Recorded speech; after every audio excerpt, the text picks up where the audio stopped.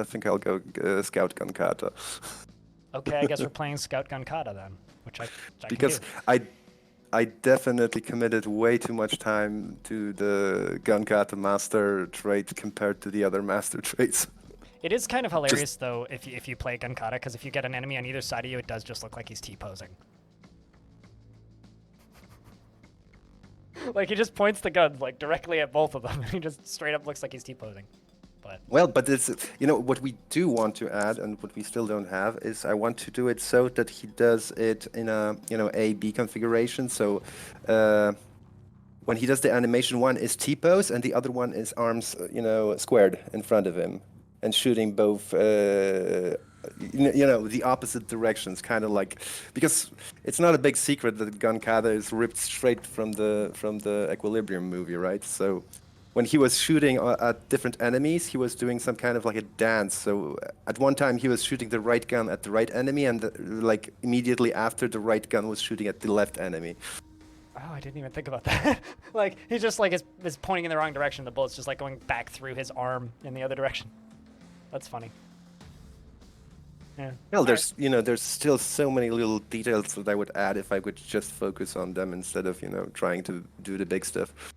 First time I saw Equilibrium actually was on a tour bus, on like one of those tiny little tour bus like screens that they have. Ouch! Ouch! It's like, that does such a disservice to the movie. it's like maybe like the size of like two hands like side by side. It was like this tiny little square.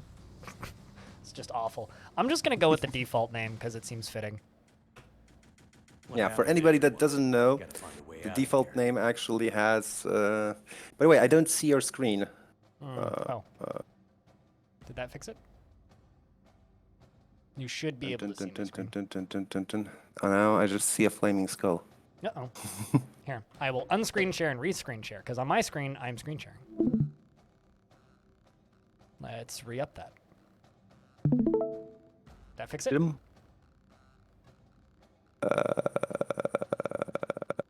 No, now it's just frozen. Brilliant. Discord's doing us a disservice. I guess I can live with the, you know, with the pause compared to what I see on the Twitch. Yeah, I'll just play slowly, I guess. No, don't worry. I will not be able to, you know, to say heal, damn it, in the proper situation. You can. I mean, Twitch only has what, like 5 seconds of delay, really, so like you'll be okay, I think. Yeah, I hope so. By the way, to anybody that doesn't know Mark Taggart, the Taggart thing is Flynn Taggart, which is from the the kind of crappy, but, you know, still, especially the first one was crappy in a good way, Doom novels. The protagonist was called Flynn Taggart, and Mark is because Mark Meir, Commander Shepard, is the voice actor. So both of those things make sense in the default name. And before anybody asks, you will be able to configure the default name in the next version manually. Oh, so you could just set it to a preferred default name? Mm-hmm. I also want to add an option to do, you know, this callback to old roguelikes, that you will be able to have the name have a pendant. The name will be will have a number appendant. Crap. Hard words. At the end of the name, you will have a number, like a Roman number, because that's what the people used to do with, you know, Rogue, NetHack, and stuff like that, like, you know, John the Fourth. Oh, the number of attempts. Yeah. Yeah, I gotcha.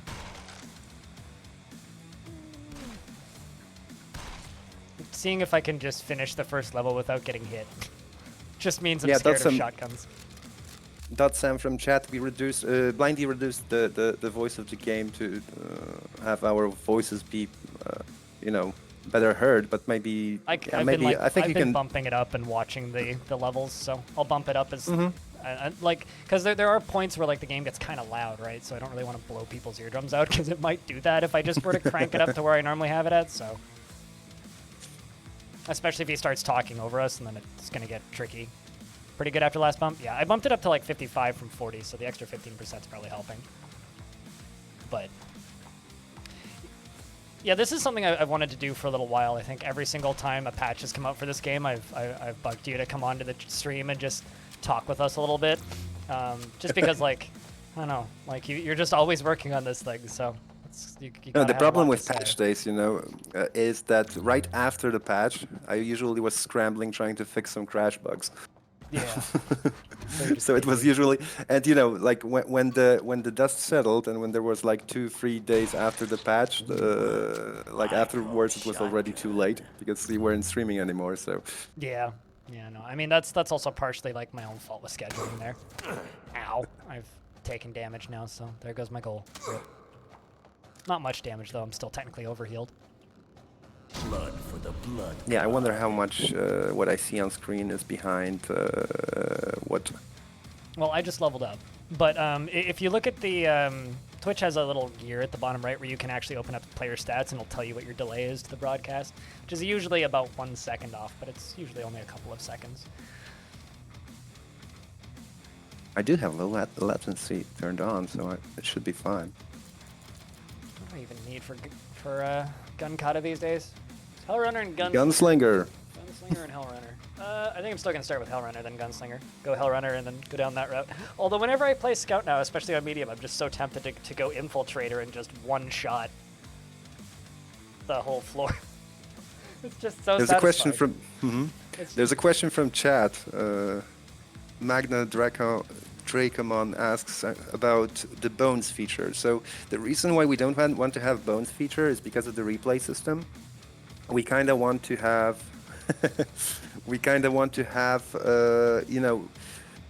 if you start on the same seed, everybody should have exactly the same game. That's also another reason why we won't have unlocks, so that everybody is on a level playing field. If you would add ghosts, any kind of competitive leaderboards would not make sense because people would die to their own ghosts instead of being able to compete against others. So while I like the traditional bones idea, note that most NetHack speedruns or competitions, they usually have bones turned off. So I kind of went this direction with it. I do like the feature and I do like the fact that somehow your previous runs do affect your current run, but with this game I basically decided that we're not going that route. I mean, because that's planning towards like quite a few leaderboard features in the future as well, I would think. The leaderboards and replays would become much more complex. And replays are something that I really want to get, because the replays actually work, but there's no the only way to watch a replay is just launch the game with a replay in the command line, and the only thing you can do is watch. So there's still a lot of work to be done on the UI side of things, and that adding any kind of ability to rewind is actually really tricky there, because the replay is basically a sequence of key presses and the seed of the start and the setup of the starting game. So we still have a lot to add. The whole game is already prepared for replays. And I think it would be really cool to share, replays around, and I really want to have this option, because people asked also, I think it was asked today, if there will be some kind of way to, store your previous mortems, so you can, look not only at your high score, but also at, previous games. And I think I can top that. I can add you the possibility to look at the result of your previous game and be able to, launch a replay of it, even so you can try to find where you actually did a mistake in that run. Yes, yeah. the Diamond Destructi, the random generator is set on the beginning of the game, and all the levels, the structure of the whole game is being generated at the start of the game. All the levels are assigned a random seed at the beginning of the game. So no matter what you do, you will at the same seed you will meet exactly the same things. So if you share a seed with somebody, they'll have this exact same level layout. That currently is that currently is almost true, because we still have some discrepancies. If you change the difficulty level, it might generate a little bit differently, but I want to find all those places and and make it so that even if you change the difficulty, you've got exactly the same layout and mostly the same loot. Because the loot changes because the amount of loot that is being generated on higher difficulties, changes, so you cannot sync that perfectly. you don't want to run out of ammunition or something, or have too much ammunition for an easier floor. There's just straight up less enemies and easy. Yeah, less enemies and less actually boxes that you can find. I mean, there are less boxes that you can find on higher difficulty levels. And more enemies. And more enemies. In some cases. So so the ammo balance actually goes towards higher difficulties, rather.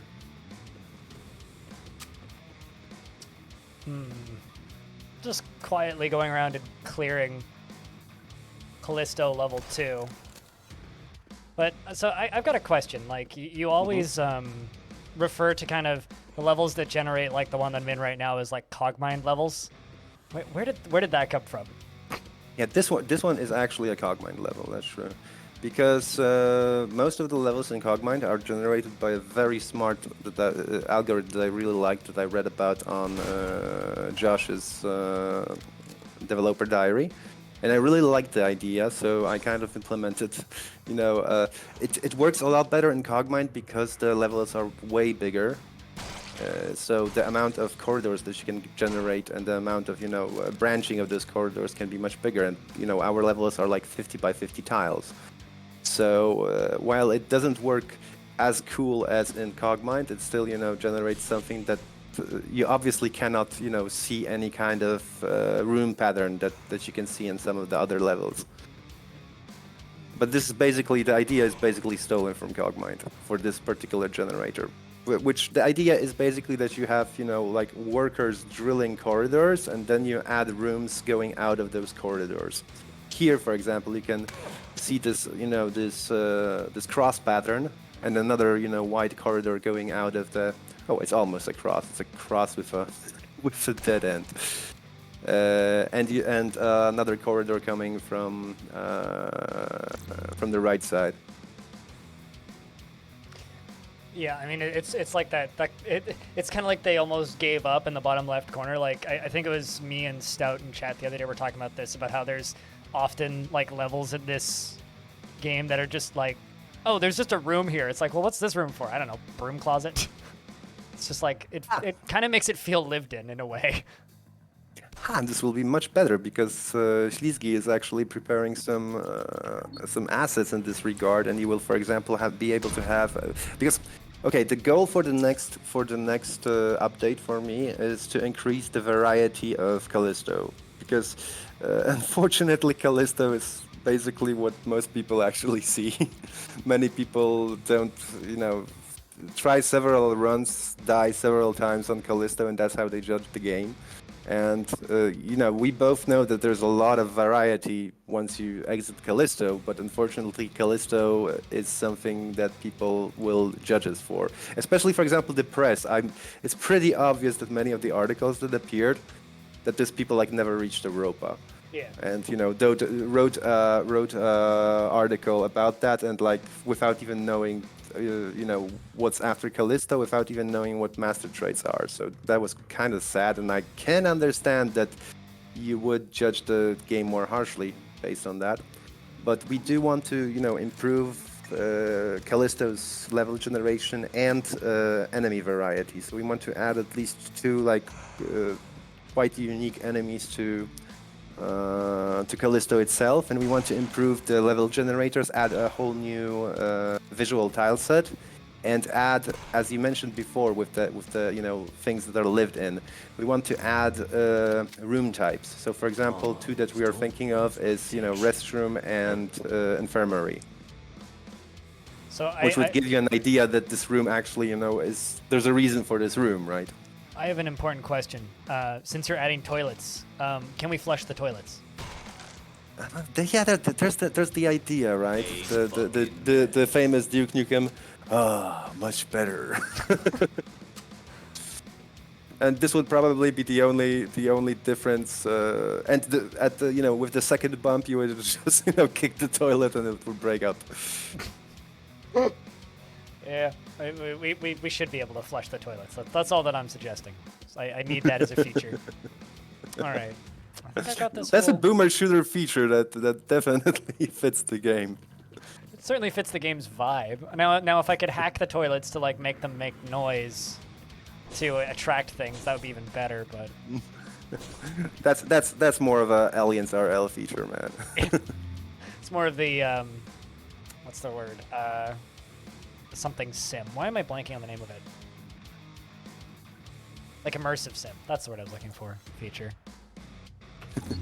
So where are we going? He just notes that we're not sure whether we'll be able to make those room types for the next update, but that's still not bad because one of my goals with the updates, a very important goal, is that no matter which update we will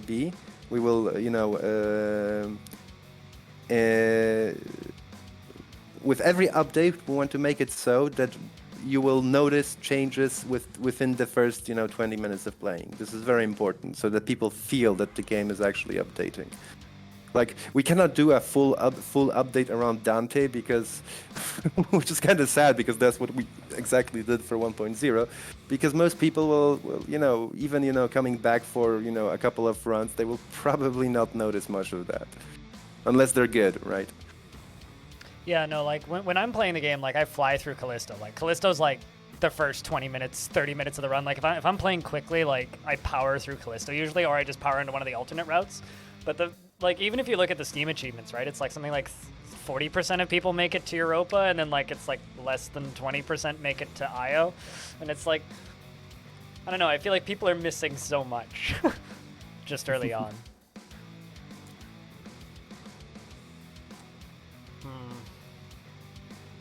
Also, I've noticed a lot of people like not even realizing that the quest system is in the game as well, and realizing that the alternate routes, like, you can be directed in specific directions for gear. But that's okay, actually, because the message system is here to be completely ignored. It's designed in a way to be completely ignored. You can play everything that you see written in those messages, even if you don't open the terminal, will be there. So it's not like you're missing out by not opening those messages or not, storing them. Yeah. The message system just describes the world as it is. Of course, there are a couple of caveats. For example, the fact that if you want to, commit a random message and you don't know what kind of effect it has, you're basically playing a little bit of a lottery and, can fill the whole level with toxic gas, which sometimes is extremely brutal. But it's still, it's still like you can ignore it and it's okay. And on the other hand, as many people, most people that do notice that the fact that those messages actually have a effect on the game, notice that once you've read through a couple of messages, you can just basically skim through them, look at the highlighted words, and that's all you need. There's no slowing down the game because of the quest system. Yeah, and there was a question from chat about whether or not we'll ever be able to save the Recon module, which is why I have this up here. Yes, I do want. I actually want a more visual representation of the given moon's connections at some point. So I don't know if we'll just store. Probably I think the best thing would be to have in the journal you would have like the current moon layout. Like info map, and the map doesn't appear until you at least once enter a Recon module on a terminal, right? And it will state like the map data downloaded. Okay, and then you, I guess, would be able to like load it from the messages from the journal and archive screen. and screen. Gotcha. Yeah, you can actually like end up skipping and missing out on specific items if you go around them. But maybe they're gear that you don't want.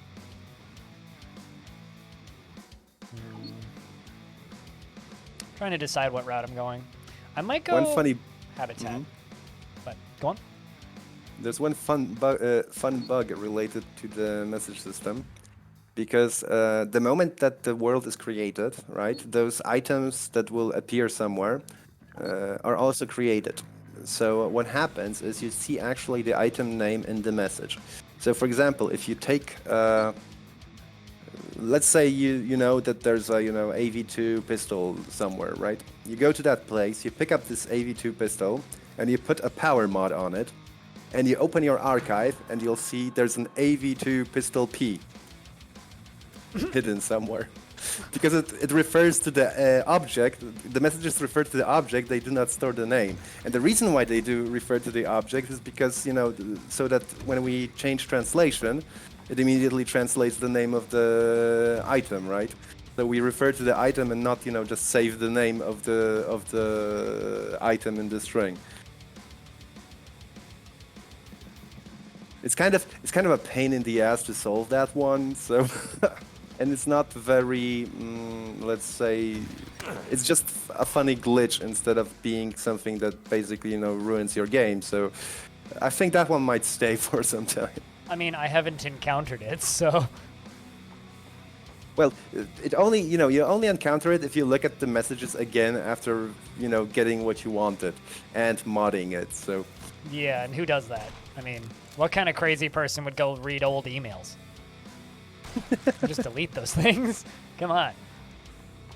Hey, Billionaire. On my red card. That's important. Gonna need that. Still just walking around with a starting revolver. I guess I'm only on 4-3 technically, but... Oh yeah, if some people in the chat don't know, if you encounter a red card, you better take it. If you intend, for example, to do one of the Callisto red card requiring levels, because they do have a mercy system that basically gives you a red card on the level if a red card was never generated, and this is the important word, generated, not found. So if on the previous level there was a chest that you never found and never opened with a red card, the mercy system will not kick in, and you will go to, for example, you know, Calsec Central, and there will be no red card, and you'll run through the gauntlet of bots and will not be able to shut down Calsec, right? I've definitely done that. Something that I think is really interesting for Calsec Central is, like, I usually just, like, obviously massive amounts of spoilers here, but I usually just, like, sprint through it. And I've seen a lot of people, like, stopping at Calsec Central and, like, gunning down every single one of those sentries. It's like, I just sprint through that. Like, I just ignore them. There's no point in doing that because they're all marked as non-XP, so you don't even get, you basically just are wasting ammo at that point. I guess it theoretically would be trying to, like, save HP, but... It would be... I see only one reason to do that, if you would be calibrating a weapon with a calibrate thing, or having a unique that actually feeds off kills or something like that. Yeah, like if you found an op or something super early. Basically, in all of the cases in the game where you have any kind of, you know, spawns that have a variable amount to them, like for example the IO portal, those kills do not give XP, just so that we don't force the optimal play of actually, you know, standing there and killing every of those spawns. It's one of those other, you know, moments in the game where we want the optimal gameplay to be exciting instead of, you know, bogging down to unloading every weapon on the ground that you see, right? I see a JS-44 revolver on Habitat level 3, so we're gonna have a Splody pistol, which I'm excited Nice. The JS revolver got hit by nerfs twice, and it's still really good. Yeah, it's too much fun. Like, even if you nerf that thing to the ground, I'll still use it just because it's fun, just watching stuff explode. Like, it's a gun that makes your enemies explode. Who doesn't want that? I love that there was a request in the Discord from one person, just basically change the exotic perk to something else because I keep getting damaged when things explode right in front of me. But I think, like, that's the, you know, that's the idea of the gun. That's the beauty of the gun. I know that the exotic perk isn't that much useful. It, you know, rarely kicks in unless you're faced with a group of former humans. But it's fun, right? Yeah. I don't know. I think every roguelike needs a number of, like, either really stupid weapons or just incredibly silly weapons that are maybe not that practical but are just fun to use. But this one is still, you know, it's the JS revolver is still a really strong, great revolver, right? So Yeah. it's not like this. It's useless. Also, from chat, there's a question. There's a I feel there, Datsam said, I feel there are not enough red card opportunities worth taking after Callisto personally, specifically on Europa. There's actually, I don't think, except branch locks, there are no things that require you a red card until you actually hit either CRI Laboratory or Blacksite. And the thing with the CRI Laboratory and Blacksite is that's the only way to get a BFT. And right now, with the changes to Dante Station, with the new Dante Station, and you know the warlocks appearing with groups of minions, and basically you know all those enemies being clumped in groups, the BFT basically became a really useful tool for endgame. So red cards also.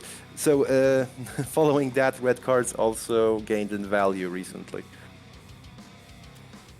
Yeah, I think that red cards got extremely valuable the second the big fucking trademark became a thing, but the kind of, I don't know, it's that weird like question mark of, okay, do I want that or do I want this military stim pack, you know?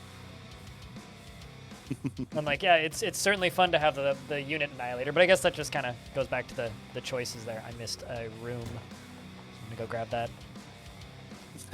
The name Shinikami asked about weapons gaining levels. So I always wanted to do that, but it was more a feature that I thought about fantasy games. Like you get the artifact, and the artifact gets stronger as you get stronger and stuff like that. But and it kind of felt silly for me in the beginning for Jupiter Hell. But on the other hand, our artifacts are they are kind of breaking the it's a regular weapon thing quite strongly. So I decided that the level up system kind of represents your mastery of a given weapon or a given item.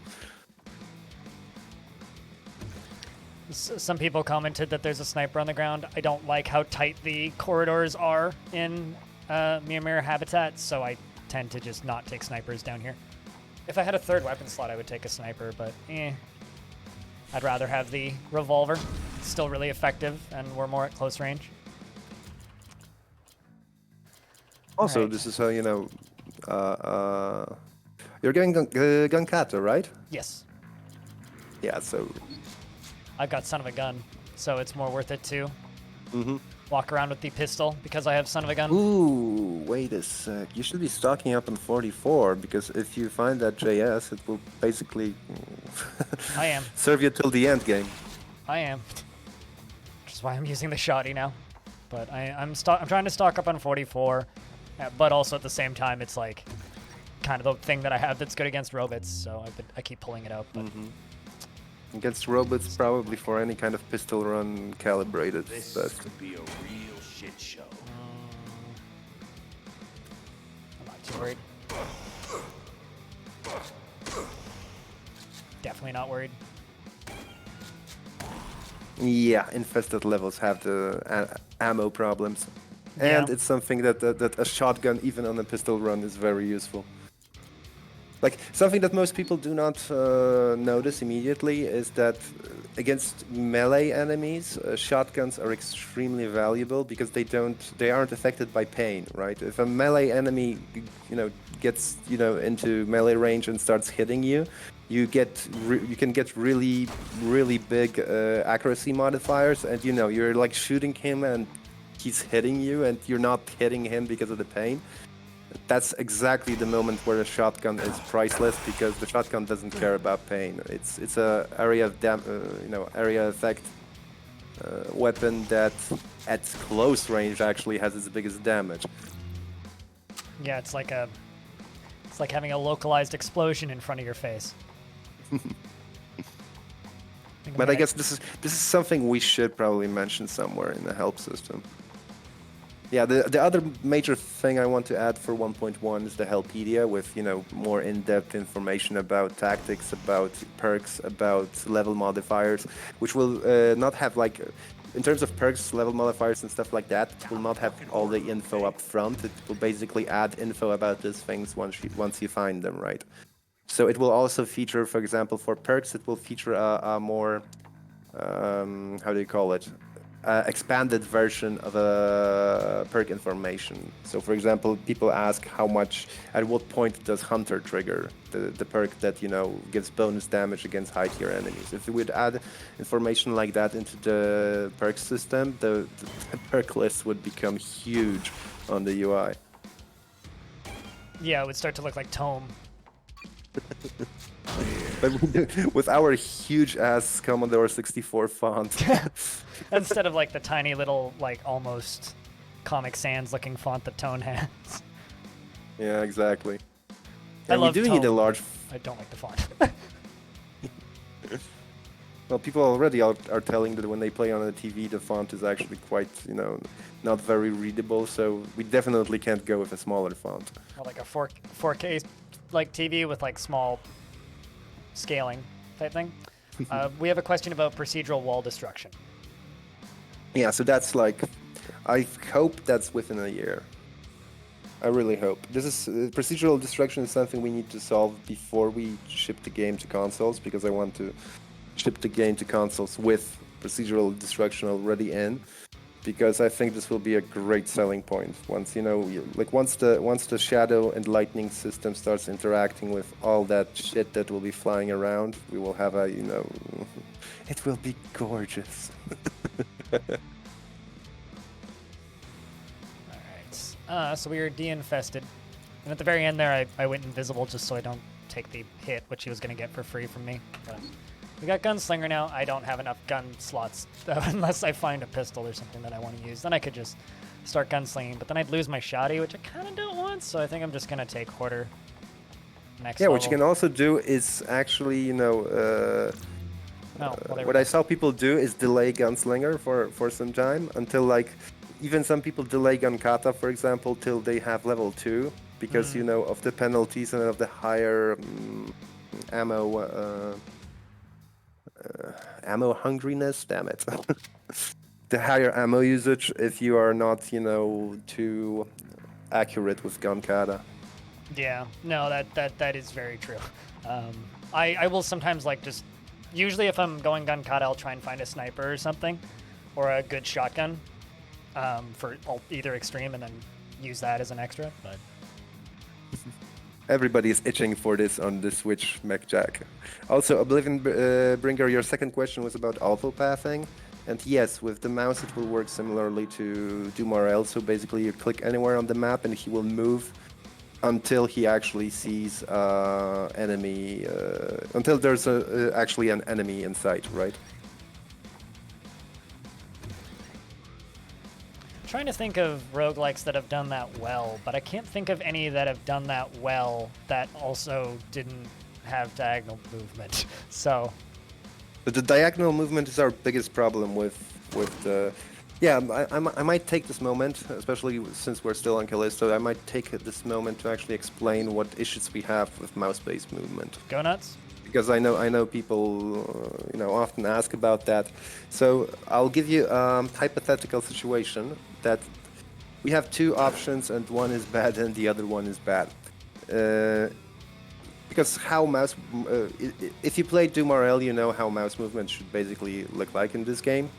But from the point of view, for example, from the point of view of an average player, if we do mouse movement fast, what will happen is the animation system will kick in and the character will start, running diagonally and stuff like that. And people, at the moment that you're in combat, he will stop moving diagonally because he will be able to do only one move. So people will keep keep posting bug reports that the character didn't move diagonally despite the fact that I clicked the diagonal square. And normally he's moving diagonally. And because the animation system blends that, that's where the diagonal movement happens, but people would get really confused by that, I'm pretty sure. And also, people playing on the controller would then ask, why can't I move diagonally? And obviously the truth is, you can't move diagonally because this is a four-direction game. So, but on the other hand, if we do it slowly, we can do it slowly, so you see the character, instead of moving diagonally, he'll move right and then down, and and move properly on the squares that he's actually moving through, then this will be extremely slow, especially compared to controller or keyboard. And this is only one of the problems. The other problems is, for example, if you're clicking on a big enemy, are you clicking on the square behind him, or are you clicking, for example, you're clicking on a big enemy's head. Are you clicking on, obviously the head will be visually on the tile that's behind him. And sometimes it will be a problem whether we actually try to, you know, click by the enemy's outline or click by the enemy's square. So this is also something that has to be solved, and we're damned if we do, damned if we not, because if we do it by outline, in some situations the people will be annoyed that they actually, you know, click the enemy instead of the square behind them, and vice versa. If we do it by square, then people will say I clicked on his head and instead I moved. Yeah, highlighting helps, that's true, but the problem is that the game kind of, you know, is designed to be play fast, so mistakes like that would happen when people, you know, would be trying to click around to you know, to do faster combat. Oh, camera rotation with the mouse would be a big can of worms that I don't even want to open.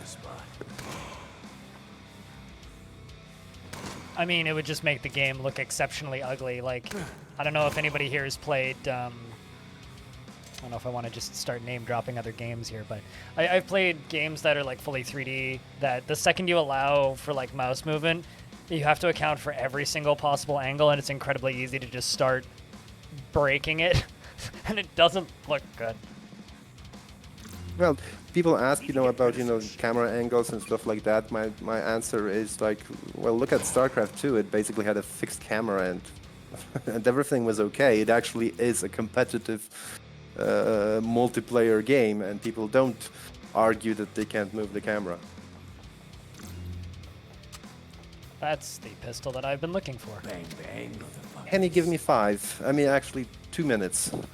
I'll be right back, okay? Alrighty, I can handle for a minute. So essentially what we're doing now is we're just running with the Gunslinger, because I got 2 guns now, because I found that JS revolver from earlier, but... Yeah, I feel like that I actually have a problem where I play too fast in this game, .sam. Like, I'll end up just running into a combat situation and then seeing just, like, everything popping off all at once, and then it's like, uh-oh, yeah, I just gotta fight. Avian is off to nerf that pistol. I mean, maybe not again. He already nerfed it twice. I don't think we'd let him do that again, yeah? But, you know, honestly, just I'll just take this opportunity to say thanks, everybody, for tuning in for this. Notifications are obviously off for chatting purposes, but thanks for tuning in and watching the stream, you know? Was it an unmodded? I actually haven't checked. I was going to throw the power mod on it, but... it's got Frenzy. It's got Frenzy. So that's not bad at all, considering that thing's only got 3 bullets and usually kills with the first shot. So, Actually, something that I've been wondering is, does that count for each individual bullet? Like, does each bullet count as a full magazine? I doubt it, right? I feel like I'll be reloading the thing a lot. What do you think, chat? Fresh mag or Ripper?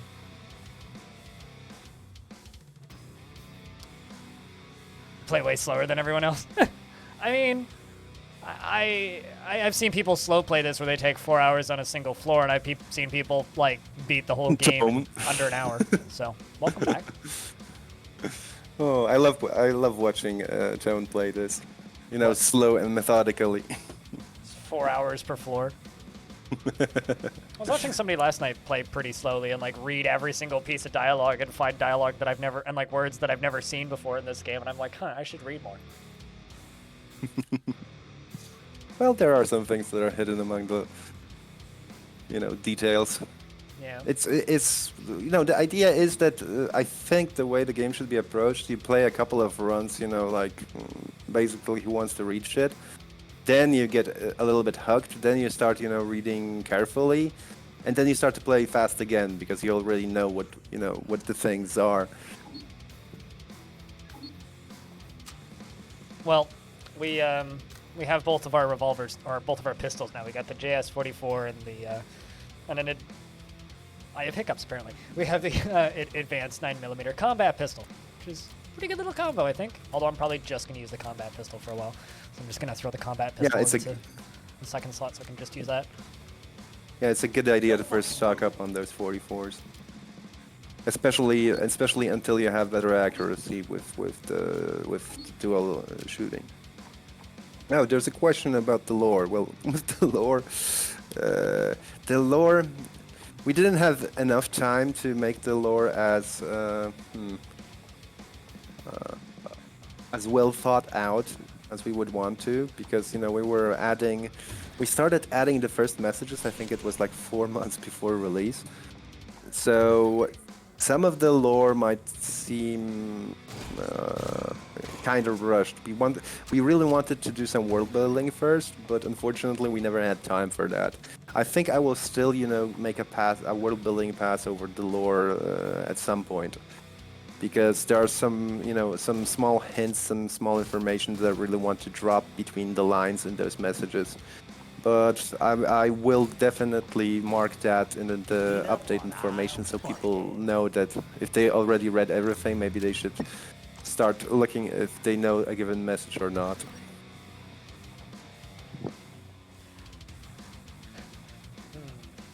So we got this floor clear onto the final zone in this area. I think I need some more pistol ammo though. On to Cal 6 Central. Oblivion. The point is, we can either make it look fast and smooth and confuse people that there is diagonal animation, or we can make it slow and annoying, right? Well, it's one of those, like, you don't know if there's going to be an issue until you implement it, right? Like, those are the suspected problems, and like they're legitimate suspected potential problems, but we don't know if people are actually going to complain about them until you try it, right? Well, I can somehow foresee how, I can foresee some problems based on the reactions currently. When people, like, the tutorial explicitly says that diagonal movement is a side effect of the animation, right? And before we added that, people were asking us that diagonal movement doesn't always work. And I'm like, there is no diagonal movement. So we had to explicitly say that twice in the tutorial to make people aware of that.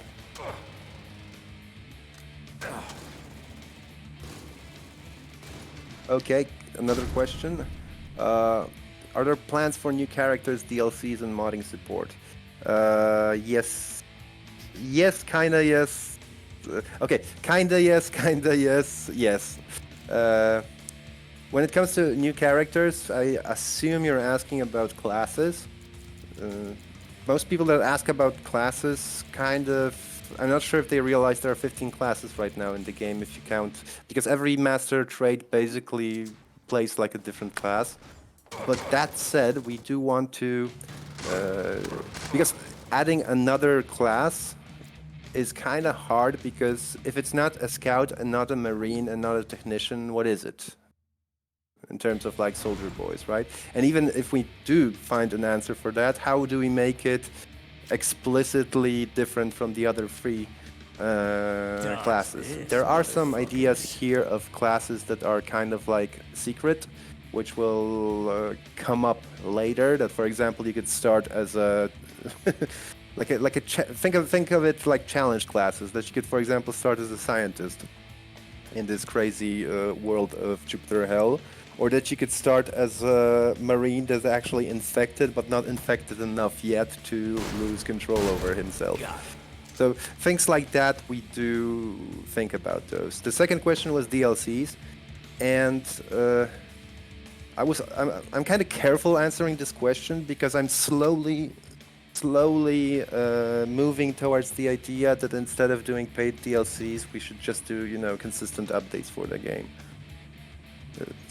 Because they do the same. Because I wouldn't want the idea to have, the player base fractured, and some people have access to some things and some not, and they technically play the same game. This is an issue when we'll do online challenges and leaderboards.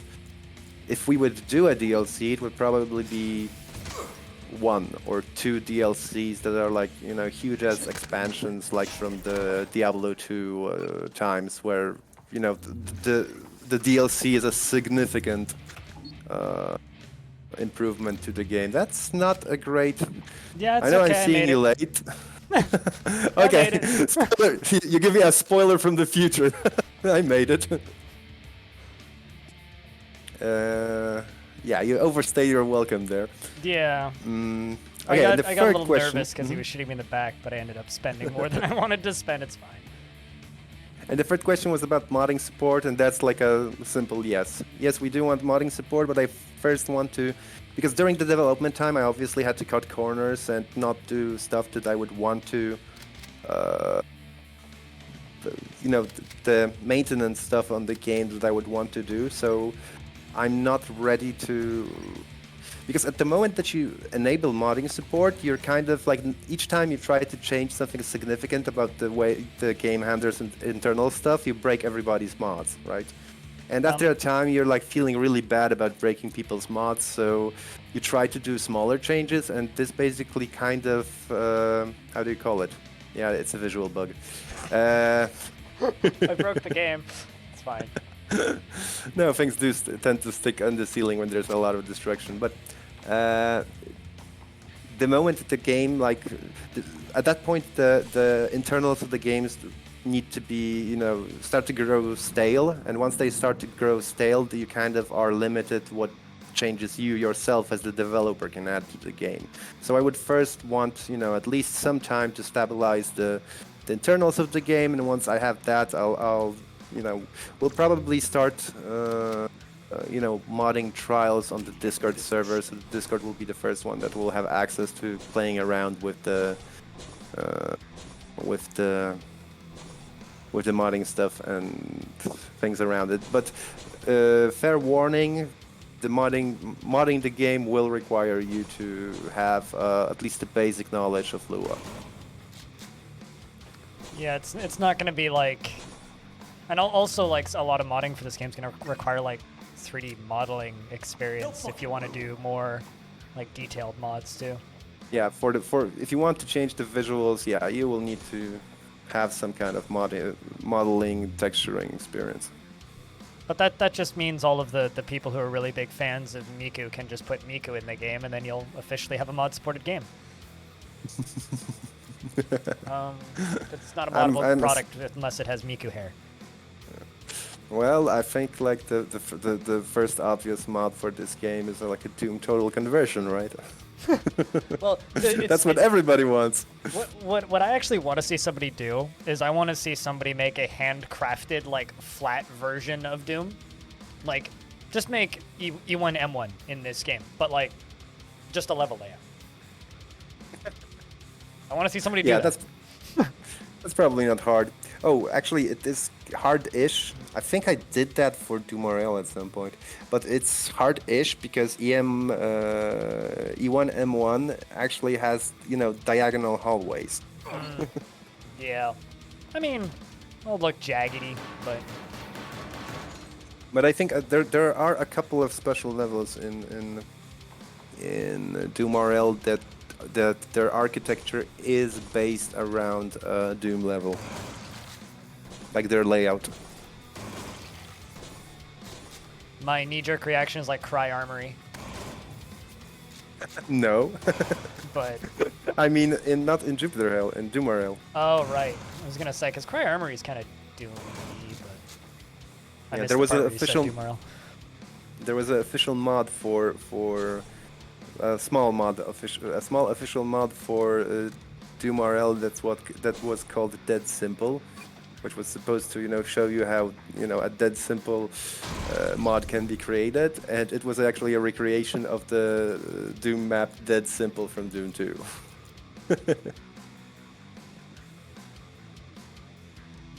That's a good question. Does it run Doom? I think we could make it run Doom if we really put our minds to it. I guess the better question at that point would just be, why? Maybe like if you could like prove that the person has an install of Doom on their computer already, there's a way you could make that work. But just seeks out on your computer and finds a Doom install and launches it. I just want Microsoft to put Doom into Excel because I think that would be like full circle in the best way. Yeah. They haven't done it yet. I'm kind of mad at them for not doing that. Yeah, that would be the perfect actual Easter egg. I always Like- wish that I have more inventory slots and I never take Order 2, so I'm going to take Order 2. No, but my favorite, dream of a full circle is that Jupiter Hell, after releasing on consoles, will actually do so well that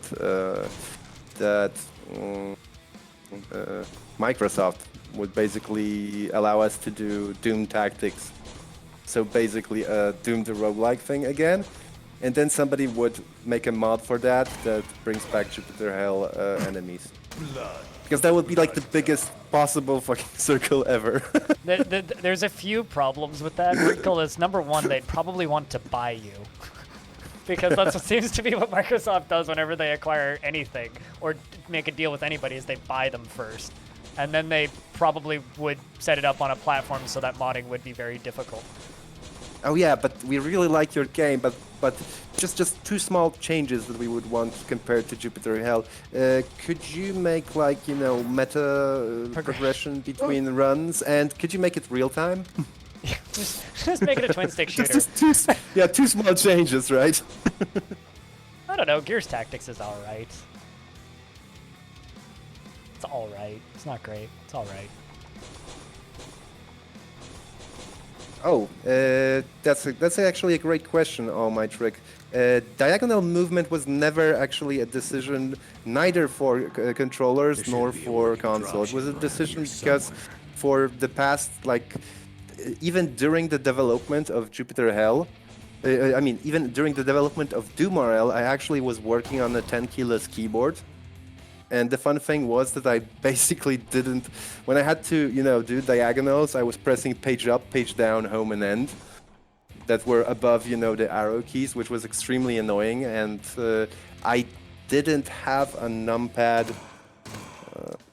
Well, I have one now right in front of me, but just because this keyboard that I bought didn't have a version for 10 keyless, I usually buy 10 keyless keyboards, and on laptops, when I usually buy a laptop, it's supposed to be smaller, and it doesn't have a numpad either. So, and none of the control schemes that are for people that don't have a numpad for roguelikes don't make any sense for me. I mean, I used Vim, but I never, I understand how you could use VI keys for four-way movement, but the 8-way movement, no, I simply just can't.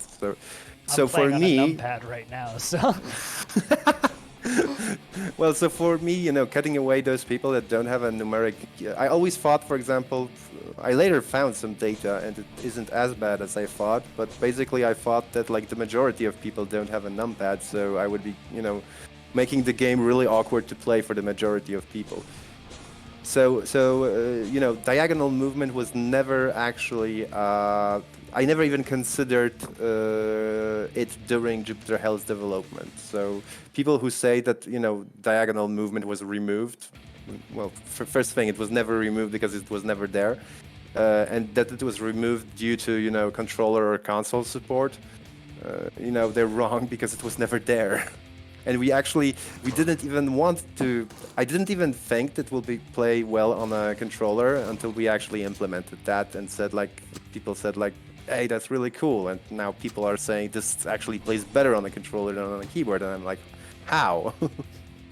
Yeah, I still wonder how, but I think, the reason some people might say that it plays better on a keyboard than on a controller isn't because it necessarily is better, but a lot of people are, or easier. It's just a lot of people are so accustomed to playing games primarily on controller, and I think a lot of people have actually been converted to playing games on computers in the past 5-6 years.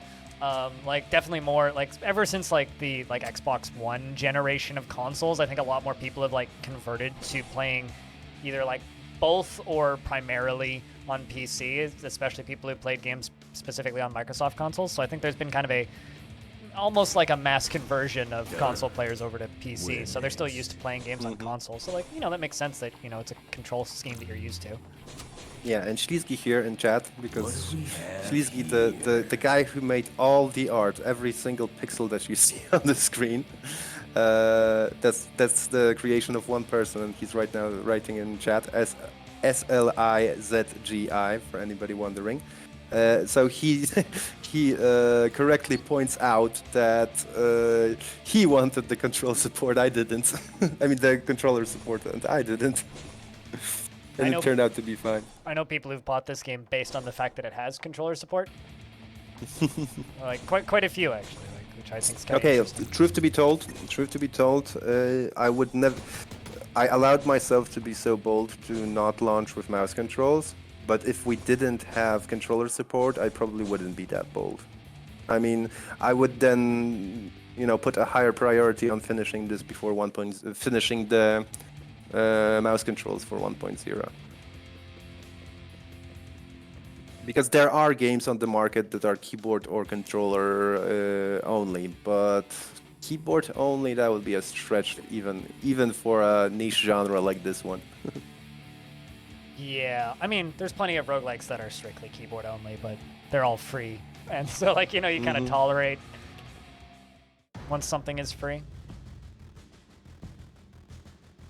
So I'm just going to put this out here. I'm not going to put out guarantees that I'm going to, like, finish Dante, but I will do my damnedest. Because Dante is tough even on medium for me because I am a small brain. Dante... I mean, people are saying that Dante is like on a different level when it comes to difficulty. So the same with the boss fight, but that was kind of the intention. I mean, previously when we had Beyond was basically a joke and a victory lap till the end, where the summoner was basically two-shotted until we gave him a damage gate, and even then it was like shot, wait, shot, and the whole boss fight was a joke. So I'm pretty happy where the final difficulty of Dante landed. Well, apart from Inferno, because Inferno is basically an ammo sink. Yeah, I think that's the actual difficulty of that area. It's not so much the enemies in Dante, it's not so much that... I mean, we'll talk about Dante more when we get there probably, but like, it's less about that and more about ammo consumption and like not running out of resources, because once you get past that first floor, it's like, all right, you're on your own now, good luck. Like the message on level 2, right? You're on your own now. Yeah. But truth to be told, there's a... Nash is dead. Truth to be told, there's an explicit warning when you want to enter the Inferno portal. Oblivion has another question about mouse movement.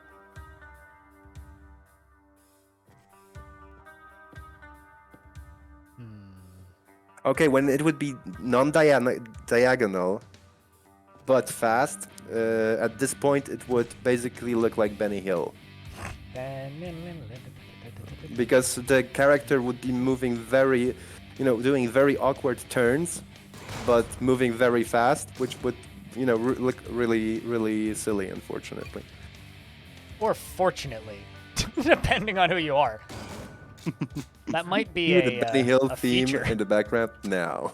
Did you know that Benny Hill's theme actually issues copyright strikes to Twitch streamers? Yeah, I'm a fucking that was one of the ones that was like catching people. I'm checking this. Wow, which is the greatest way for people not to remember it in a few years. Yeah, we in a will couple all of forget years, that I thing mean. exists. But yeah, I know somebody who got a strike for that because he had it on his stream deck. Wow. Yep. Wasn't even the whole song either. It was like a 5-second clip. But... Well, fuck DMCA. Yep, here we are. So I have a question. Why are the kind of starter levels for each zone so small? Because it's supposed to be an intro level, right? You are supposed to have at least a little bit time to get get familiar with a given tile set. Next. We don't want people to die on level 1 of a new moon because that would be really sad. And we want to control more the enemy density, especially for level 1, so that we can assure that the player doesn't die there. So because they are half handcrafted, they've got limited tile sets. We also made them smaller, so it isn't so much work to have those handcrafted feel for those. Well, notice that it's not so very true for Dante. Dante actually, the vestibule is actually, well, that was the same with Beyond. Beyond was a regular size. Beyond level 1 was a regular sized level, and Dante vestibule is also, although most of the things kill each other off at Dante vestibule. We wanted this feeling at Dante of landing on Normandy, where there's a shore attack coming and the demons are fighting back. So that's the CRI versus the Dante demons, because obviously we wanted to also hint that Dante Station was actually found by the CRI. So that's why you have CRI in the beginning of that level. But actually we'll get to that, hopefully. Oh, we'll get that far. I mean, I've got tons of resources and stuff, and I'm playing pretty safe, so. Honestly, like, normally when I die in stupid ways in this game, it's because I'm too busy talking to actually play the video game, but this time you're talking, so you're doing my job for me, so all I need to do is focus on playing. Like, I'm listening to what you're saying, but maybe about, like, 70% of it. Yeah, I guess that makes it easier. To a degree, yeah.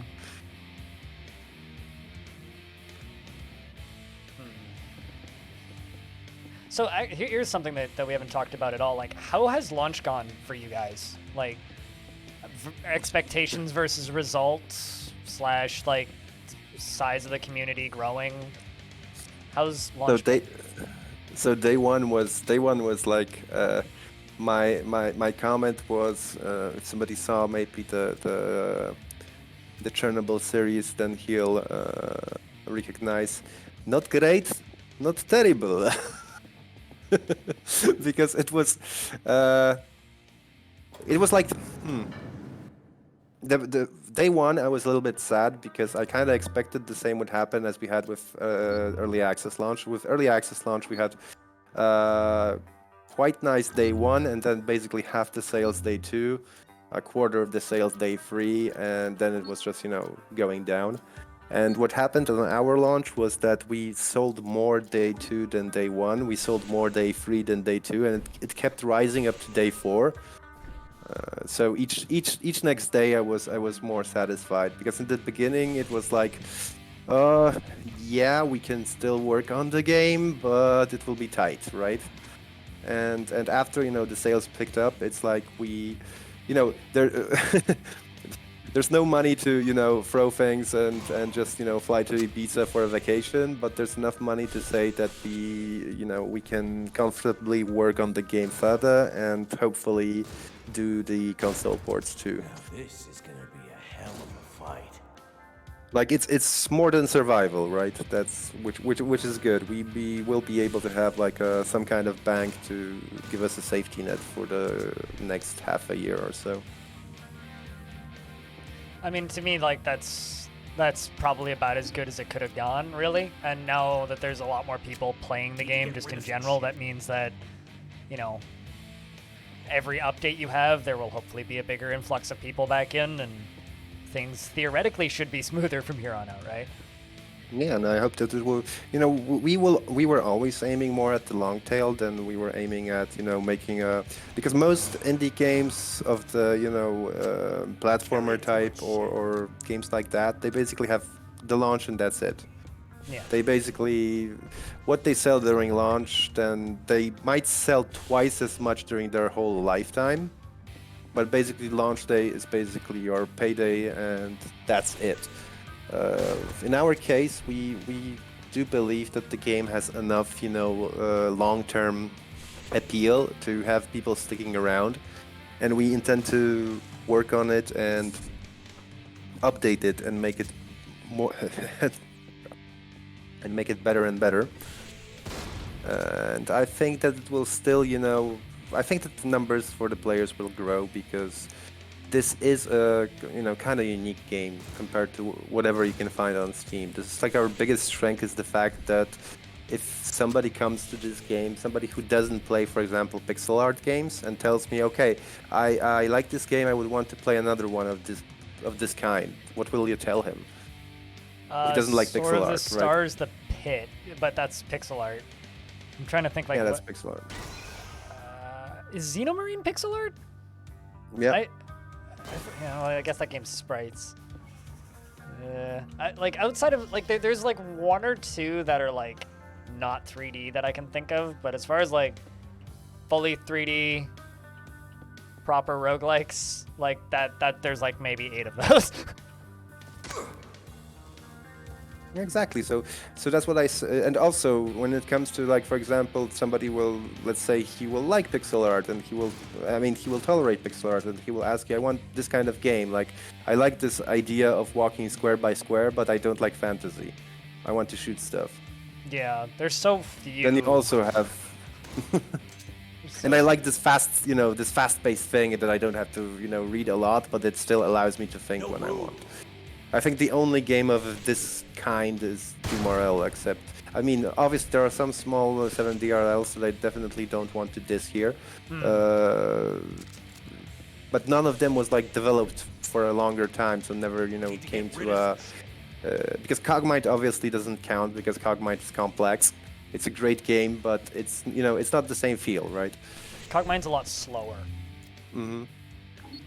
Made a lot more complex and definitely for those people that like their interesting game breaking. Oh, Cogmind is great. Go play it. if you can tolerate the interface, because I know that not everybody can tolerate the interface, I definitely recommend playing that game. I mean, that's actually what I'm doing tomorrow. Yeah, I heard. I was supposed to do that last week, but you released this silly video game, so. No, sorry. Kind of got busy. I'll ask you next time whether I can release or not. Also this is like a weird thing that I kind of want to ask about, which is like recommending freeware games to people is difficult because a lot of them download it, do a run and die, and go, I'll try this later. But if someone has been sold a video game, they're much more likely to give it at least the refund window of time to try and play it because you've paid money for a thing. And so even though like, you mentioned 7-day RLs and like there's a lot of 7-day RLs that kind of feel like this. I played one called it's like Star Guy 4, I think, which is like this like space western thing, which is a really neat little game, which I heavily recommend to people. But it's like a 30-40 minute run type deal. It has 3 levels and bunch of different enemy types, multi-tile enemies and stuff. It's a cool little thing. But like recommending a free game is significantly more difficult than recommending a game that you pay money for because once you've bought a thing, you dedicate time to it. It's kind of a weird sunk cost fallacy. Unfortunately, you just explained why Jupiter Hell doesn't have a demo. Yeah. Unfortunately. Unfortunately, you just explained why Jupiter Hell doesn't have a demo because basically without the sunken cost fallacy, Jupiter Hell doesn't click with people before you get to the like 1 hour mark. I noticed that by looking at people play and stuff like that. They can think the game is much more simple. They can think that the game is much more boring than it is. They have a very skewed perspective by playing under an hour. Most people that for example, I watched streams of people who went into playing Jupiter Hell with a negative attitude. Because we had some, keys given away to streamers, and those streamers kind of felt obliged to play the game. And I saw people, going with I'll play this for an hour just because, I need to, and then, switch to the next game. And I saw that the moment of clicking was about 40 minutes in. And this is not something that we could do a demo on, because people would not give if they downloaded the demo, they won't give it 40 minutes. If they bought the game, they would actually give the game at least those 40 minutes. Usually, you can check Jupiter Hell's negative reviews to see what happens if they don't give 40 minutes. I find that another thing that I think is interesting, just stats-wise, about this game is if somebody leaves a review stating that they don't like the game, they almost always have less than an hour. But if it's a review saying they like the game, it's like more than 10 hours. So it's like the people who don't like the game, fair, but the people who do like it really like it. And I was recently looking for the positive reviews, and it's like, a guy leaves a positive reviews at 5 hours, and it's like, 5 hours played at review time, currently 15, right? Yeah.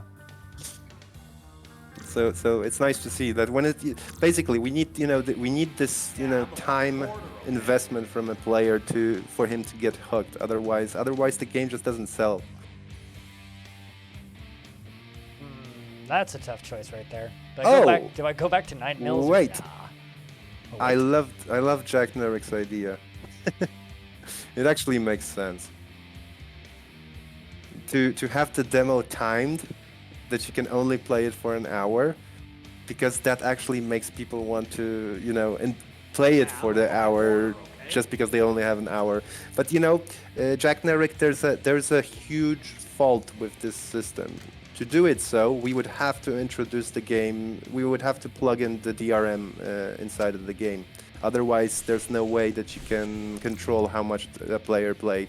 And we definitely don't want this game to be a DRM game. Yeah, screw DRM. That's not fun for anybody involved. But apart from that, if there would be a kind of way to circumvent that, that's actually a good idea to make people, try to do the sunken cost fallacy. I really like it. And I see we're behind on a couple of questions. Let me just read through the chat. Go ham. My only question is, what route should I go? I think Astaris Habitat would be the safest. That's what I'm thinking too. But defense systems are going haywire. Let's see if I can find it. Yeah, the new system features for Asterius Habitat Level 1 are a bit over the top. So... It wouldn't be a Jupiter Hell run if it wouldn't have at least a little bit of challenge, would it?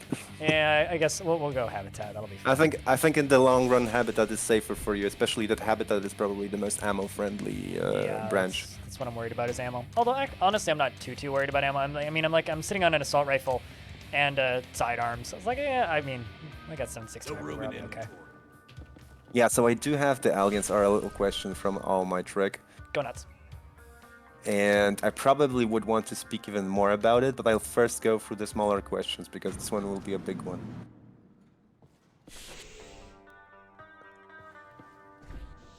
I'm just, playing the video game. Oh yeah, and when we'll get to the IO, I'll talk a little bit about CRI also. Yeah, I was going to ask if CRI is going to be in the Aliens RL remake, but I don't know if that counts as spoilers. Wow. That's actually a nice idea. I like it. Don't even say anything. It never went through my mind, but it's actually an interesting idea.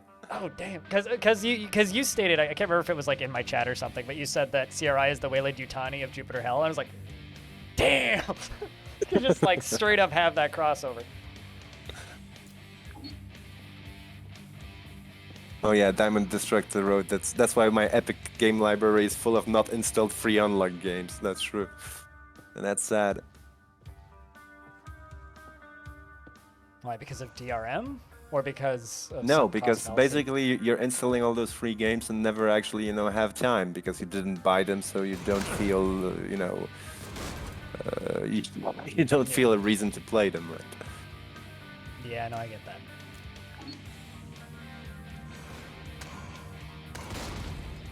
I broke something. Shot through and hit a barrel on the other end. I don't like that rocket launcher there. Yeah, probably the demo would be Callisto only too, despite the fact that it'll be only an hour. Well, it's something to think about if we would be like if nothing else would work. Unless the demo was a haste run. No, that's not. That's a bad and good idea, but it has bad sides and good sides. Because with haste, you're basically showing a lot of what the game is, and not leaving much you know, in Haste there's a huge density of content in terms of, you know, you see all the enemies really quickly. But on the other hand, we do need more Callisto enemies too. Anyway, I think I'm keeping you from questions, so if you've got stuff you want to respond to, go nuts. No, there's the question I need to go back to about Alliance RL. So yes, that's basically something we want. My current plan is to start the development of Alliance RL around the beginning of next year. But we will obviously Alliance RL. Obviously, it's going to be a spiritual sequel to Alliance RL, just the same as Jupiter Hell is a spiritual sequel to Doom RL. It will probably be a little bit closer to the source game than Jupiter Hell is to Doom RL, and but it will not take 10 years to complete, as basically 80% of the time spent on making Jupiter Hell was from my side, right? Not from the art side. From my side, it was you know, related to the engine, to the graphics and stuff like that. And Alliance RL quite like the things we need for Alliance RL, we mostly already have. Even for example, the returnable small rooms that you can sometimes find. One of the reasons I actually added them was I wanted to make sure that we've got a working returnable level system that we can later use for Alliance RL.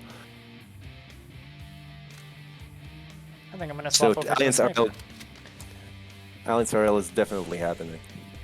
Yeah, you're a scout and you got your third slot. Huh. Yep.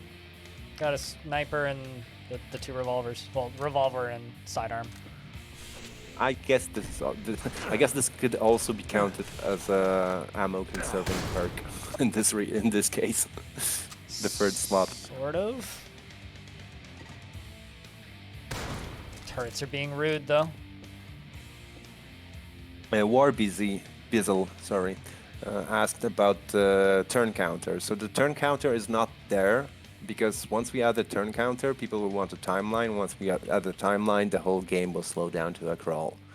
So I kind of assumed that people should, you know, you basically learn how the speed system behaves by just playing the game, and then you can kind of judge whether you're faster or slower than your enemy. We need an explicit information about the player's speed somewhere, though, so I will probably add it. Although Josh, on his Jupiter, Josh from Cogmind, Kizrati, was streaming Jupiter Hell, and he actually gave me a great idea that we could have what Cogmind has, an advanced UI. So basically a UI that's even more overloaded with numbers for people that actually know how to read those numbers, that won't scare, you know, people starting out to play the game. But this one would have, like, you know, it could have a turn counter, it could have information about exact, like, enemies accuracy and stuff like that. So which would only, you know, make it a big information overload for somebody starting out the game, and which is not needed to actually win the game, but which is useful for people playing on higher difficulties really slowly. I really like the idea of an advanced UI. Which, like, maybe you get the option displayed to you once you beat the game the first time or whatever. It's gonna be there from the beginning. If you want to get information overloaded, go ahead. Well, I'm thinking like you could just go get it from the options screen from the beginning, but it recommends you turn it on after your first win.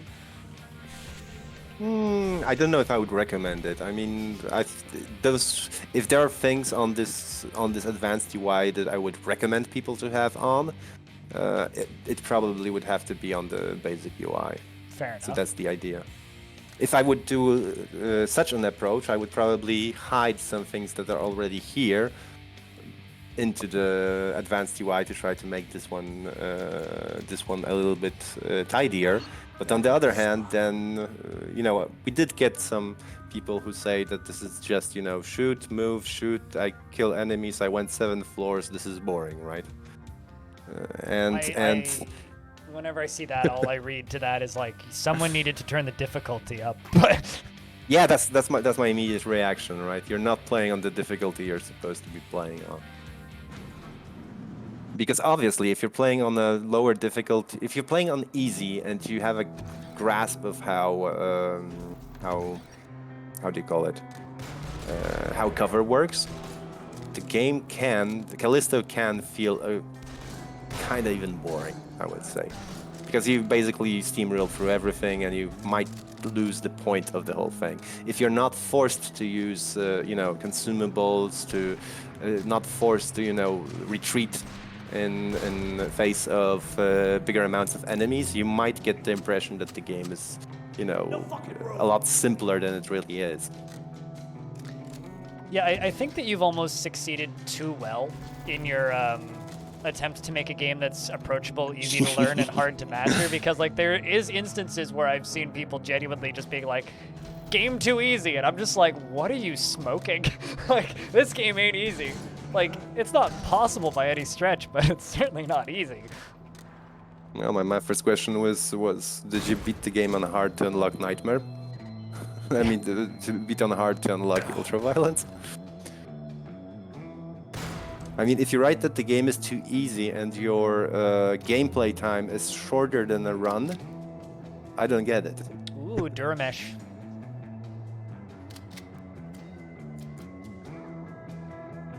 We have virtually indestructible armor. Diamond Destructed, there's actually kind of something like that already in the game. There's an option that you can only change from configuration Lua, which is in the folder, that you can basically unlock everything. Unlock all the challenges, unlock all the trials. It is put there for the roguelike purists that, don't like... because obviously we don't have, meta progression or unlocks that make you stronger, but some people are pure... some roguelike players are pure enough that they say that any kind of unlocks is non-roguelike. So for them, there's a special option. You can just edit configuration Lua. Because obviously those purists know how to edit configuration files anyway. Yeah, because that's the way you were configuring NetHack. If you know enough about roguelikes to be able to say that, like, difficulty unlocks is too much for you, then yeah, you can figure that out. And this one really made Tone happy. I mean, he was ready to give the game a chance with its normal, unlock progression, but that just basically made him happy, because I noticed that every time he talks about the game, he mentions that. It's time to get rid of the smoke grenade that I never really used.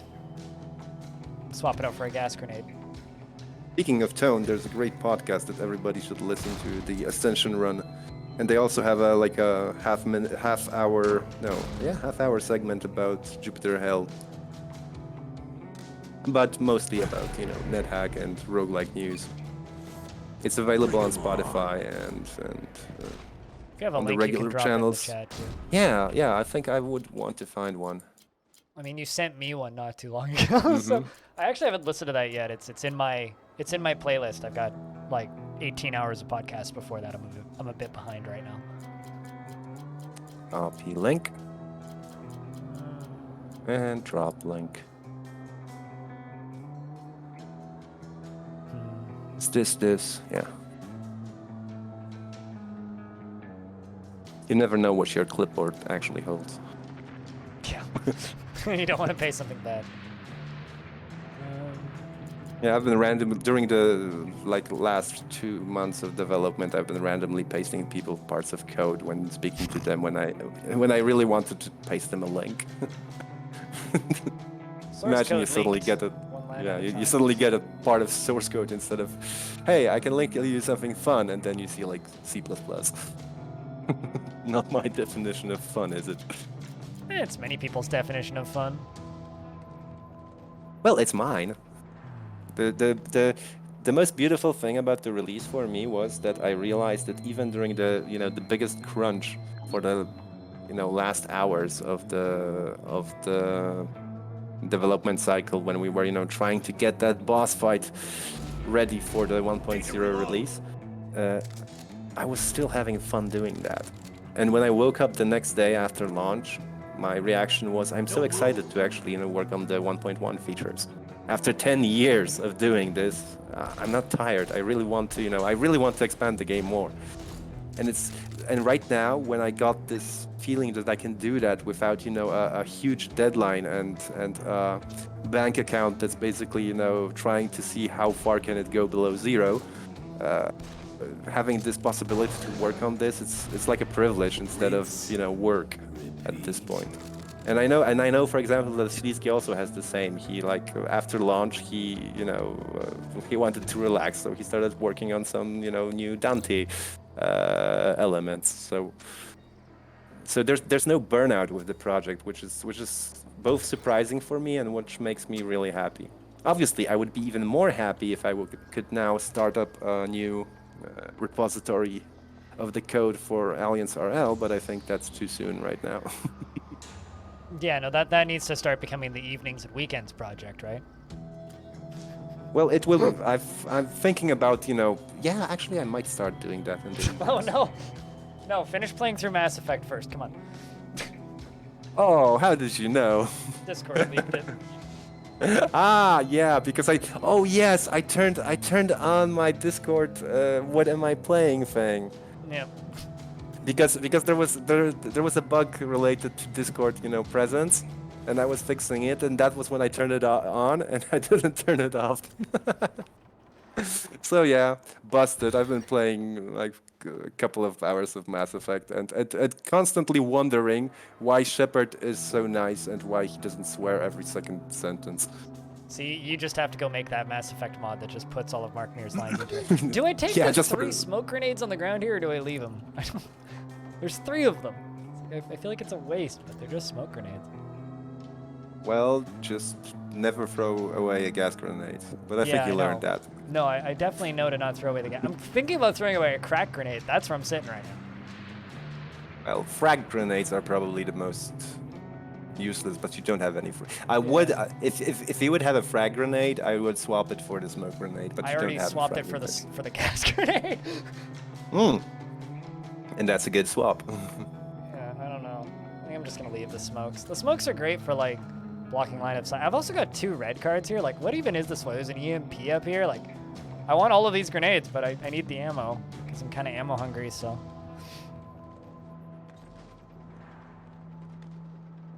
Yeah, you could technically stock up on the red cards, but you would have to do black site or armory. So. And armory with a pistol build is hard. One comment that I think is really funny was I was listening to the Nextlander podcast about this, and they commented that that there's an option at the beginning to turn off the profanity, not because the game is particularly offensive, but just because it's extremely stupid. And then they proceeded to talk about how they were concerned that maybe you guys didn't realize how stupid it was, and then they kind of came to the conclusion that you guys probably know how stupid it is. So my question is, do you know how stupid it is? Yes. Which is really dumb. I do even have for the next hotfix. I do have a list. There are at least 2 quotes that I want to reduce the frequency of. The biggest outliers, I kind of want to reduce their frequency because it gets really annoying. I don't need to fuck everything with a shovel, okay? No, that one actually appears, I think, only if you have it set to heavy. Which is funny, because that's usually what I have it set to. I mean, I don't care how silly or stupid the game sounds if you set your level to heavy. I really don't care. I mean, because that's basically you asking for it, right? Yeah. That's but I still think it should be a little bit more serious when you're set to the default. Like for example, the one of those that I want to reduce is the Mama always told me to use protection line. Yeah, that's it's way too frequent. Yeah, that one gets old really fast, so we'll probably reduce its frequency as opposed to armor up, right? Or looks good, feels good. Okay, God, I hate the Mama line. It's so cringy, but as I said, we do know it's cringy. I like the idle sounds. I only turn them off purely because I got kind of tired of getting yelled at when I'm trying to talk to chat, and like shouting back at player characters only so fun for a bit. But streamer issues. My favorite idle sound is actually only on heavy, and this is kind of sad because I put it on heavy because I realized that it actually might feel really offensive to some people. Because my favorite one is the turn-based doesn't mean idle, motherfucker. You know, it's very, very, very amusing watching streamers play this game, and they're just like pausing and chilling and talking with chat, and then it's just like, what are you doing, jerking off, or something, and then they just cackle. They're like, what the heck was that? Yeah, and there's another one that's added, but I think everywhere. There's one new idle line added for with the 1.0 release. I don't know if you heard that one. Maybe? Which one? Would you kindly alt tab back? There are demons to kill. Yeah, I have heard that one. Not on my stream though. On other people's streams, I've heard that one. Which some people actually might also see the small Bioshock reference here. I've actually never played Bioshock, so I wouldn't. Yeah, so you wouldn't catch it, and I won't tell what it is because it's actually a spoiler. So if somebody wants to play it, I won't. I need to play Bioshock one of these days, but I would say yeah, Bioshock 1 is definitely worth the play. I quickly stopped playing Bioshock 2, despite that I jumped. But maybe my mistake was jumping into it right after I finished Bioshock 1, and I was kind of tired of the whole thing. I need to give it another chance, especially that I really want to play Bioshock Infinite. One thing, Daddy-O, soon you'll be able to just buy the soundtrack, so that'll fix that problem. And in regards to the Zork reference, that one I find frustrating because there's so many people who are just like, what's a GRU? And I find it funny because it's one of the two references that people semi-correctly identify, because they identify it as a reference to the source, and in reality it's a reference to another source that references the source. For example, the Zork, the you're likely to be eaten by a GRU is directly taken, and now I can't remember, either from Adam or from, I think from Adam, yeah. It was in the OG Adam game if you entered the dark area. Or Angband, not really sure. The Adam reference that I didn't get until you explained to me, which made me feel really dumb when you explained it to me, was the one in the pit. Which is the who, what, where, one. And there's also the reference that everybody mistakenly attributes to Warhammer 40,000, which is cool. I mean, I would reference Warhammer 40,000, but that's actually not the reference. Blood for the blood god. Exactly. I need a more specific Dwarf Fortress reference somewhere. Hail Armok. Oh yeah, actually why not? That's the easy one. But people will be so confused about it. Does actually Armok appear in Dwarf Fortress? I don't think so. No. Yeah. And the original one was what I wanted to allude to. Turns out not as many people know about Dwarf Fortress as they do about 40k, but go on. I think we're behind in questions, so... Yeah, it's a little bit too shiny, Shleesky, but don't worry about it. I like it that way. It looks wet, which is also not bad. Mama line. You just need a piece of flavor text saying this area recently got flooded. Done. Fixed.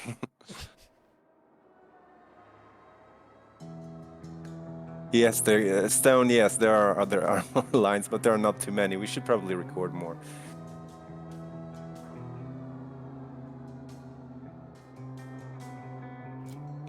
You got the reference, Sharon?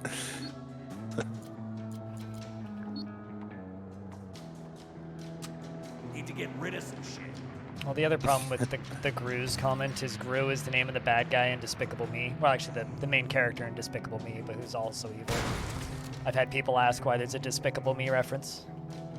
Nope, there's not. Rather, I had one person ask that. Yeah, how much time do I have for gaming? Well, I started to I pre-ordered the Mass Effect Legendary Edition, and I just had time to actually start playing it. So that tells you how my previous months look like. I do play in the very evening some games just to, you know, power down. My mind is like running circles, and I need to play something not very demanding. So instead of playing cool indie games, I'm actually wasting time playing and grinding in Destiny 2. So that tells you what kind of person I am. Hey, Destiny 2 is a cool indie game. Come on, they're an independent company.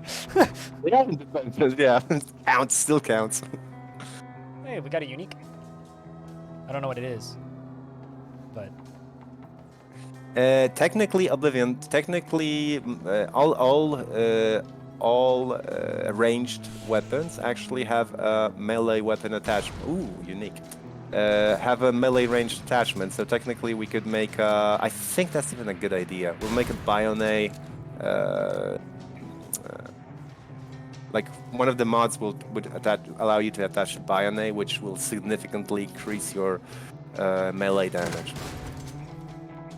And we could visually add the Bione too, because most of the weapons have mounts for that. Nothing foul mood. Afternoon. I now know exactly how much delay you have because you commented on the.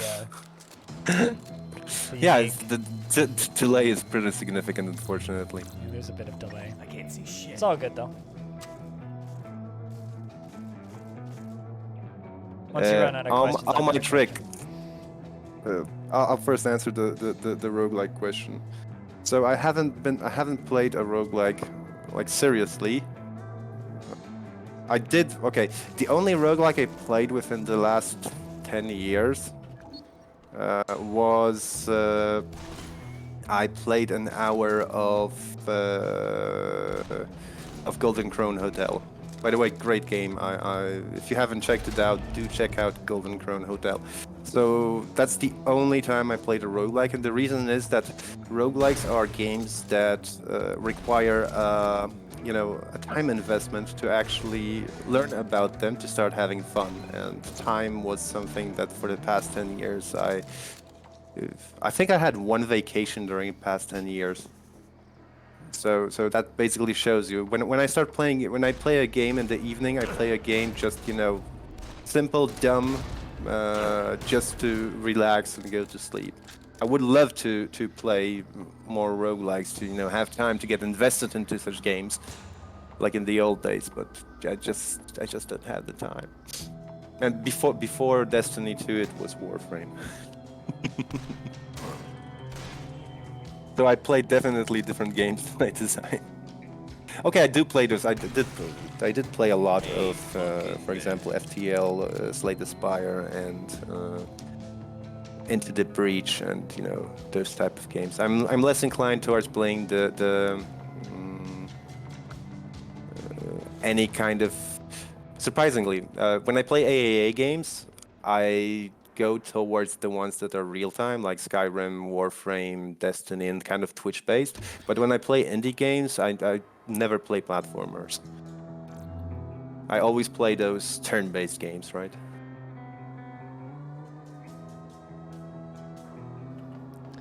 I always want to take the relics, but I never actually do it. Ooh, not what I've seen before. Avalanche. WTF is this shit? Avalanche. I've never seen Avalanche before. Fire is superheated plasma bursts. How am I gonna find plasma bursts this early in the game? I guess I gotta go find some plasma. Wait. It recharges. It doesn't. You don't. Oh. I mean, I'm not gonna throw it away. I'm gonna keep it regardless. But it's definitely a third weapon that you can.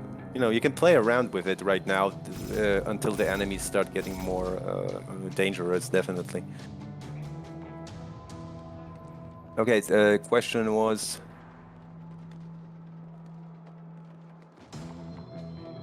you can blow up some of the locked doors. There are locked doors that are on this that you cannot destroy, and there are locked doors that you can destroy.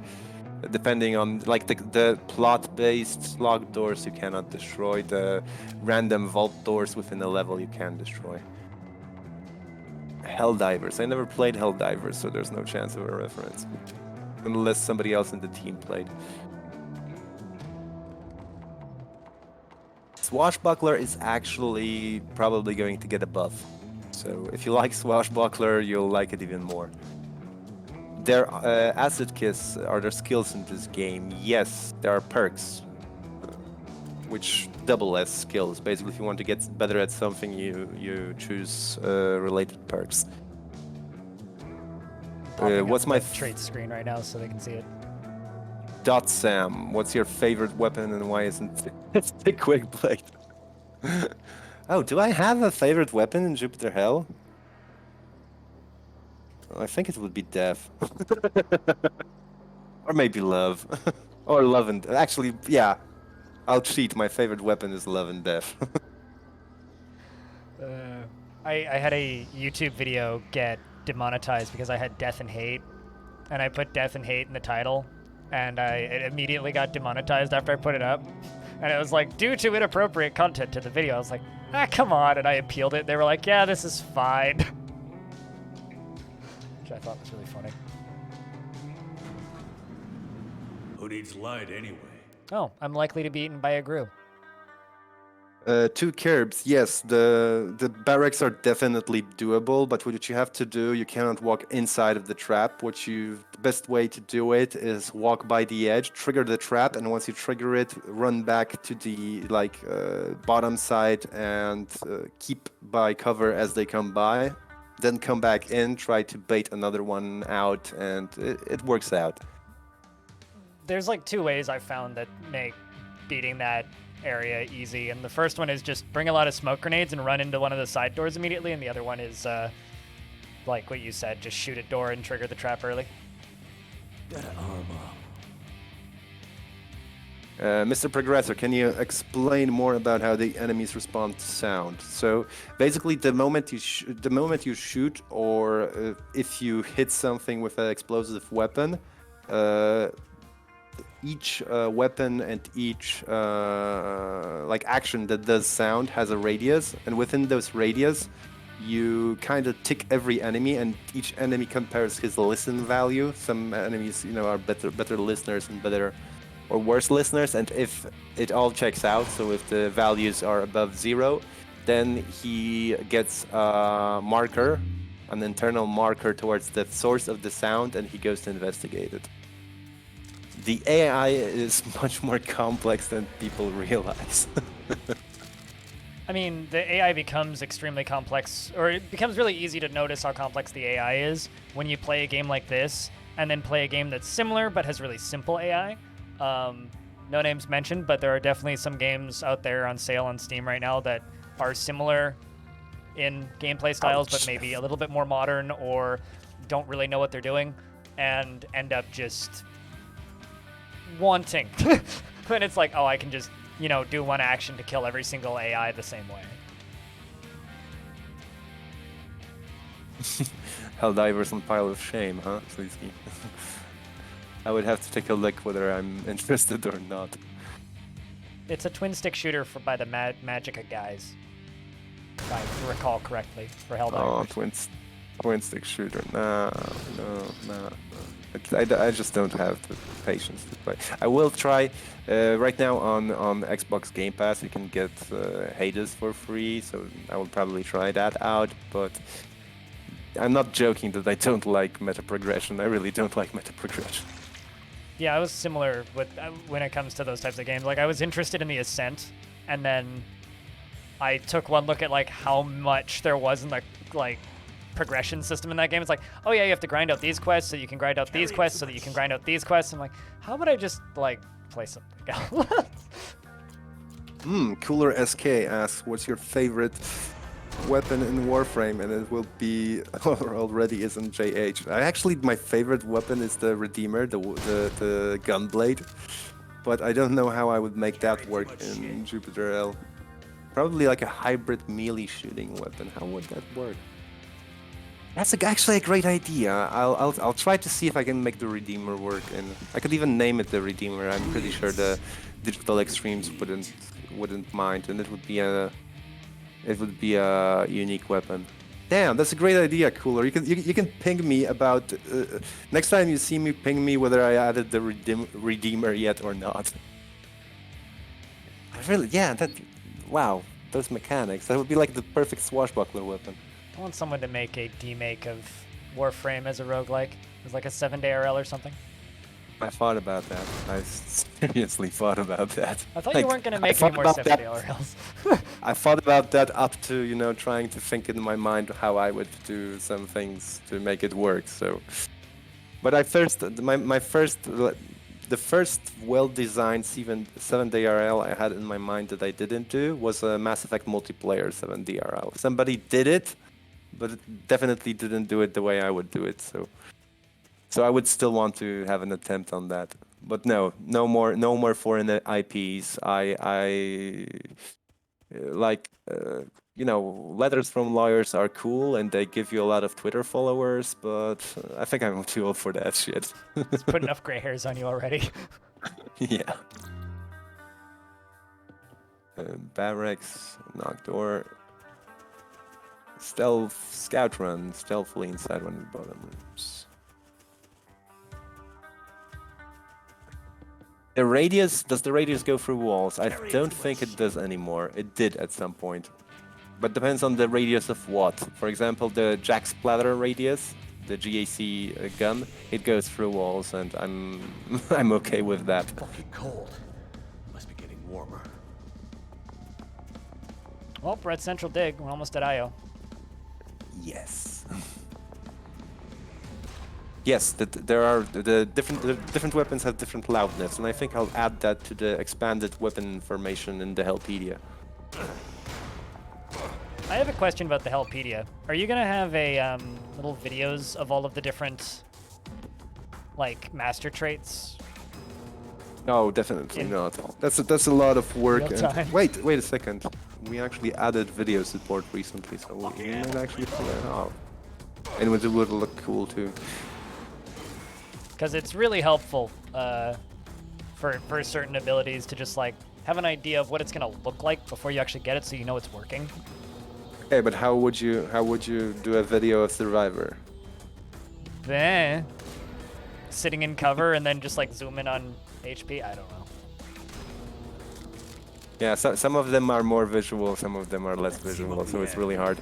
Even Bulletstorm is hard to point out that you're actually shooting more bullets. Or Entrenchment, for example, is also hard to point out the way it works. Yeah, true. What I do want, and I don't know if we'll have it for the 1.1 release, I would want to have images in the Helpedia, and that's actually a lot more complex than it sounds, unfortunately. To have images within the UI space. But we'll see what we can do. Need to get rid of some shit. I have too many medkits. I can't pick up more. That's Sam. I have a very hot take that's probably not very popular on meta progression. That I think I used to criticize it, but I think I finally put everything into 2 sentences that I can repeat when people ask me about it. That I think that sum up the issue of the problem. I mean the crux of the problem. It's that the game actually doesn't expect me. A game with meta progression doesn't expect me to get good at it because it will make me good with time. And on the other hand, it doesn't allow me to be good at it and beat it because it requires time for me to get good on it no matter of my skill. So in short, it doesn't respect neither my time nor my skill. And if a game doesn't respect neither my time and nor my skill, I don't kind of want to play it. I completely agree with that statement. And the argument that I always get from people that makes me really sad when I try and have a similar argument about meta progression is when people say, but I feel like it's giving me more content. It's we are so it's drip feeding you content that it could give you immediately. Killed video games. It's all Call of Duty's fault. Before Call of Duty, we never really had progression in multiplayer games. Like, you'd never see that kind of like drip feeding unlocks per level pre-Call of Duty. It's like Call of Duty rewired everybody, and I hate it. Yeah, all my trick asked. Stinks like rotten All the master perks are balanced around being able to.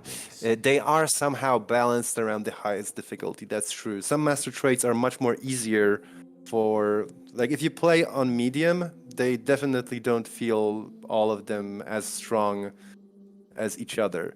When we balance master traits, we balance them around ultraviolence and nightmare. So there are definitely traits that feel a lot more overpowered when you play only easy or only medium. Like Gunkata, when you play easy, is It's fun. you just, you run into rooms and you basically kill everything without even, pressing the fire button, right? And for example, if you would want to play Entrenchment on easy, then basically you either have to be, careful or Survivor, right? And you have to, pay a lot of attention. And Gunkata, on the other hand, or for example, Assassinate on easy. Oh my god. That's like... Press 6, move. Press 6, move, Yeah. move. Press 6, 6, 6, 6, 6, next room, right? Step.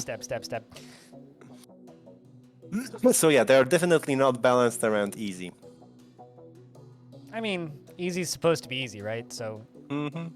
I mean, it's in the name. Yeah, but when it comes, for example, you say melee doesn't seem very viable. Try Assassinate build. Unless you're... even on ultra-violence, Assassinate is considered a viable build. And, like, actually the only technician, the Blade Master, is considered like underpowered compared to other ones, but people are recently changing their mind because the new boss fight, actually Blade Master synergizes really well with it.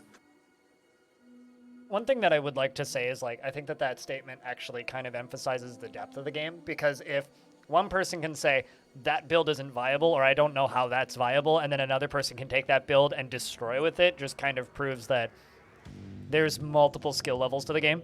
Like, knowing when to pick what perk and what route to take and what armor to go for, even if it's like something really specific that you need to do to make a specific type of run work, that is part of the satisfying learning curve of a game like this.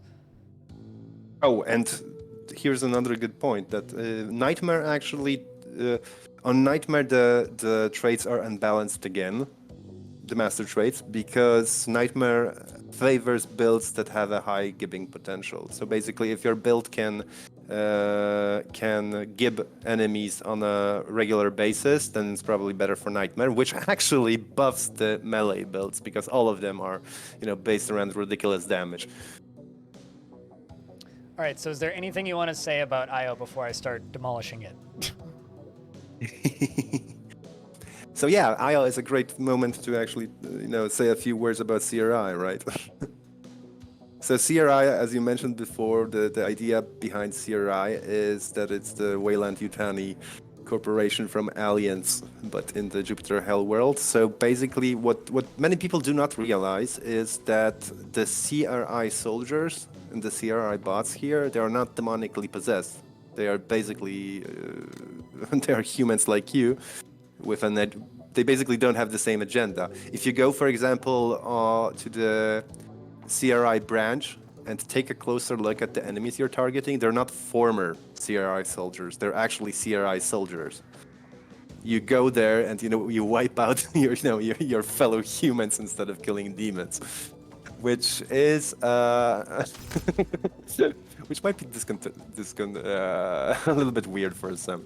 But the point is, just like in Aliens, you had those corporate guys that didn't give a shit about Ripley and well, depending on which aliens we're talking about, but basically they were completely heartless. It's the same here.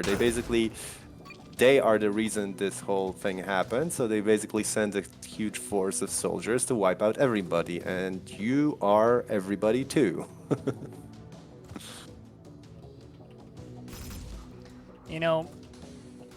You said that you were really happy when you put Medusas into the game and people were all scared of them. I'm still scared of these dudes. Like, these robots are terrifying when you first run into them. Don't worry, they'll get actually a buff. Oh, great. Thank you. I've been looking for it. Because they're supposed to have recharging shields. Oh. And they will have recharging shields, but we didn't have time to implement a good-looking shield effect, and that's the only reason why. Oh, and these guys too, they will also get a shield. See, I thought you were gonna like give me good news during this stream. Not terrifying news. Well, they will They'll be survive a little bit more when fighting with the demons, though. This is true. But on the other hand, speaking of good news, once we add shields to them, you will probably be able to get a utility item that is a personal shield too. So I had the idea of using cells in your inventory to actually power up a utility item, a utility shield, which would regenerate eating cells from your inventory. So the idea would be that you take you stock up on cells, you get a shield utility item, but your main weapons are not cell-based, so that that nothing eats your ammo, and you pick up cells only to power up your personal shield. And I think that would be a cool addition, especially to some builds. It would really, be a big buff to them to actually, instead of carrying an amp, you would be carrying a shield. Yes, that's Avalanche that I'm using right now. I'm swapping between my pistols and Avalanche, so if you see me firing like plasma shots, it's Avalanche.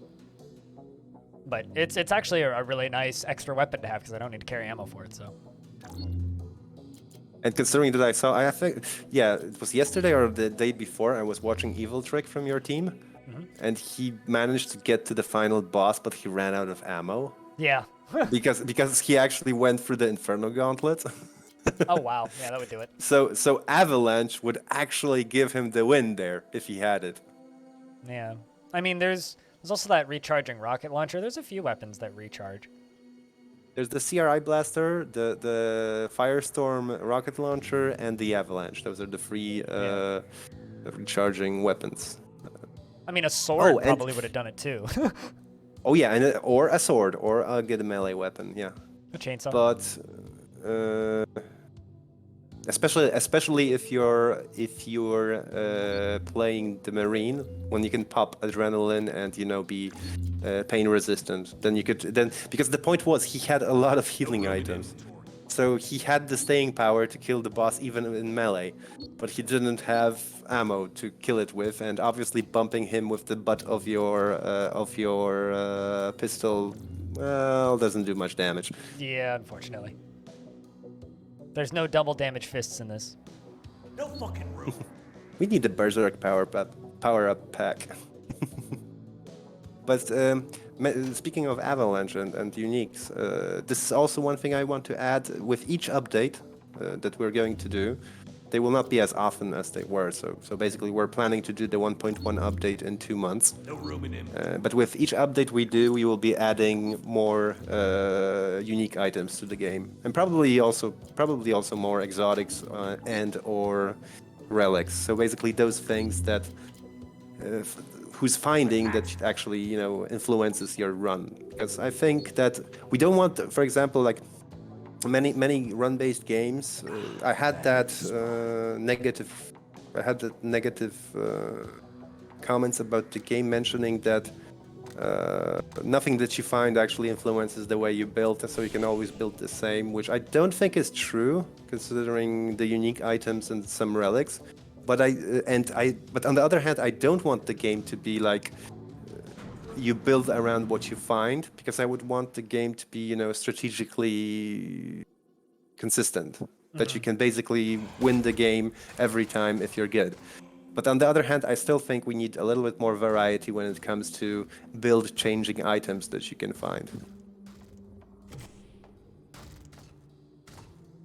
Also, something that I think is shocking that we haven't said yet is the game is still on sale until tomorrow. At least. Oh yeah, but I kind of expect that everybody. Is there anybody here in chat who didn't buy the game yet and is on the fence? There's got to be at least two. I know for a fact there's at least one.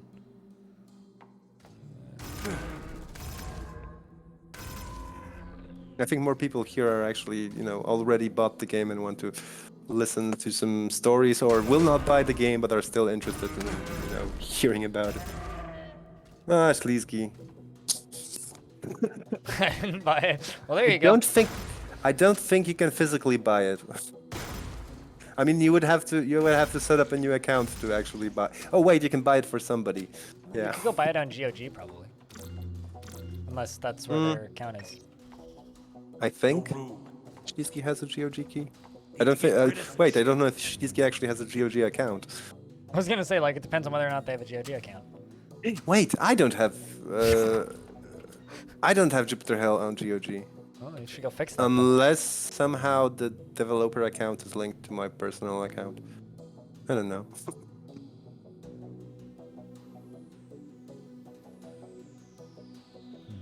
You have to wait for the Switch version.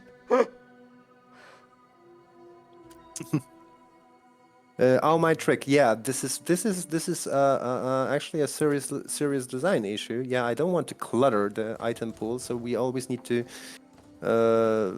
keep an eye on how the because I'm cluttering up the item pool only in terms of relics, exotics, and uniques. And at this point, even you cannot build. Okay, maybe with exotics you can count that you will find the one that you want, but even then, like you probably won't. If you build a build around finding a specific exotic, you're probably not going to succeed anyway. So there's no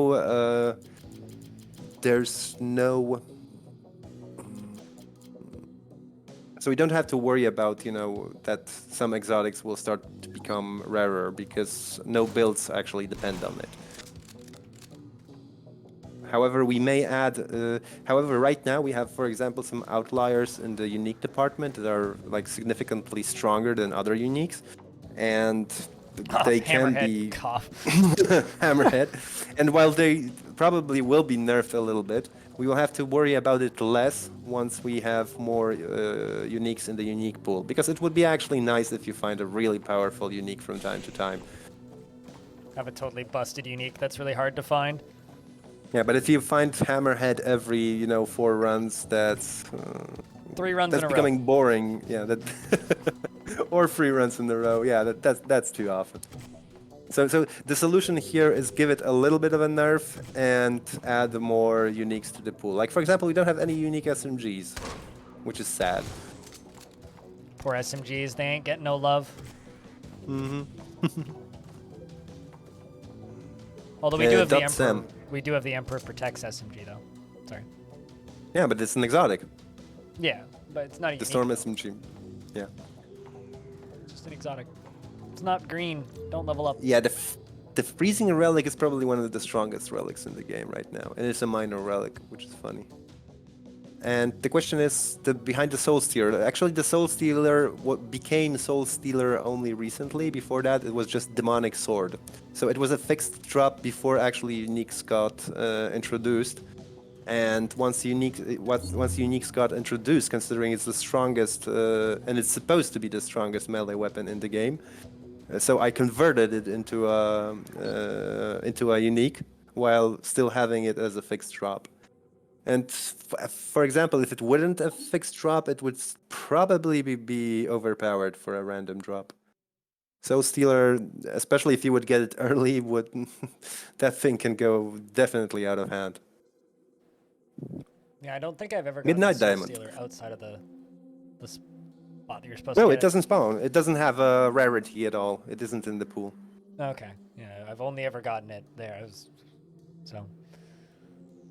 At Oblivion, you're asking about weapon assemblies as in adding mods and having them assemble to assemblies?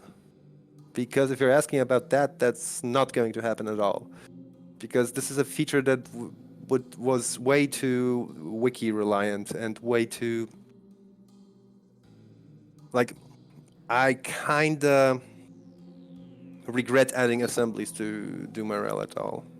Especially in the form they were added. They basically made it so that unless you're deep wiki diving, you have a huge disadvantage at playing the game, which was very unfair towards casual players of the game. Yeah, I never figured out how any of that shit worked in DMRL. Give it to me. Well, you have to figure it out if you want to play on ultraviolence, for example. I was you have to filthy casual. wiki. You have to wiki dive to play DMRL on higher difficulties, and you have to learn how the bugs in the game work and how to exploit the bugs. Like, for example, playing on ultraviolence, when we fixed the vision bug, ultraviolence became unwinnable. Which is a sad thing that many people that look at DMRL with rose-tinted eyes don't remember. I'm actually amazed about how much rose-tinted glasses there is with DMRL. Like, I do enjoy that game. Like, it's neat for what it is, but I don't think it ages as well as some people think it does. Maybe especially in comparison to, like, certain roguelikes, but...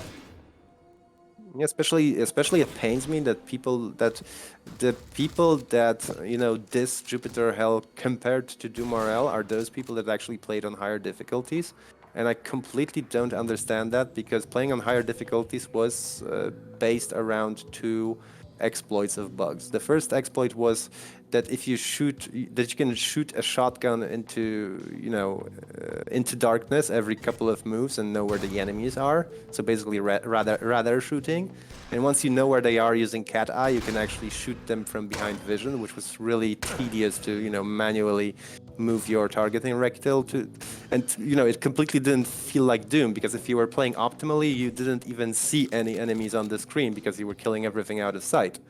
And the second thing you were abusing was the fact that the vision between your vision and the enemy vision wasn't symmetric.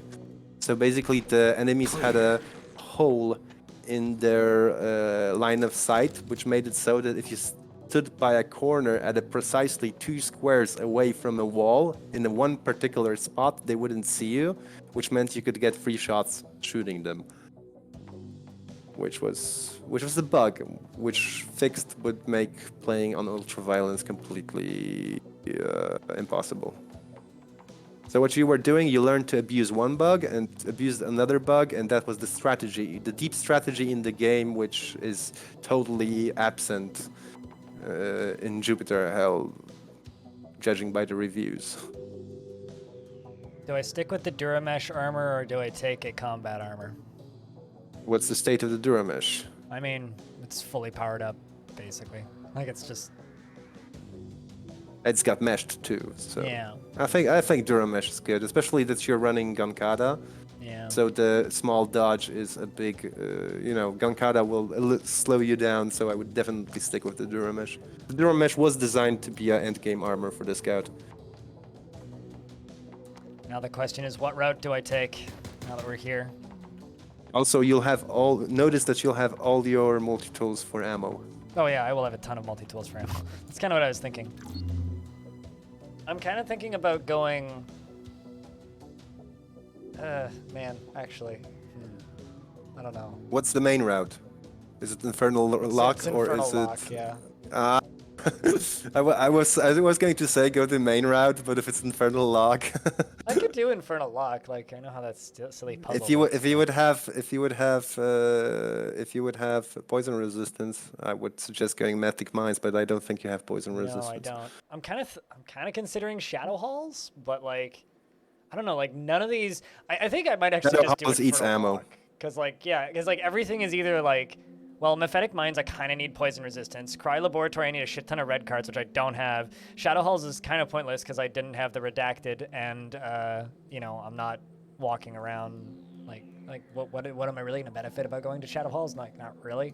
So I think like Infernal Lock makes the most sense. Well, we can still do Shadow Halls for the regular rewards. You don't have to have the redacted to do that. I mean, it still has regular rewards like every other level, but the problem is Shadow Halls is ammo hungry. Yeah, they're all either you'd ammo have to- hungry or I don't have the materials and I don't really want to spend the ammo, so I think I'm gonna do Infernal Lock. If you would have any kind of like pierce damage or EMP damage, I would go Cryo Laboratory anyway. But I think unfortunately the main route is most sensible for you right now.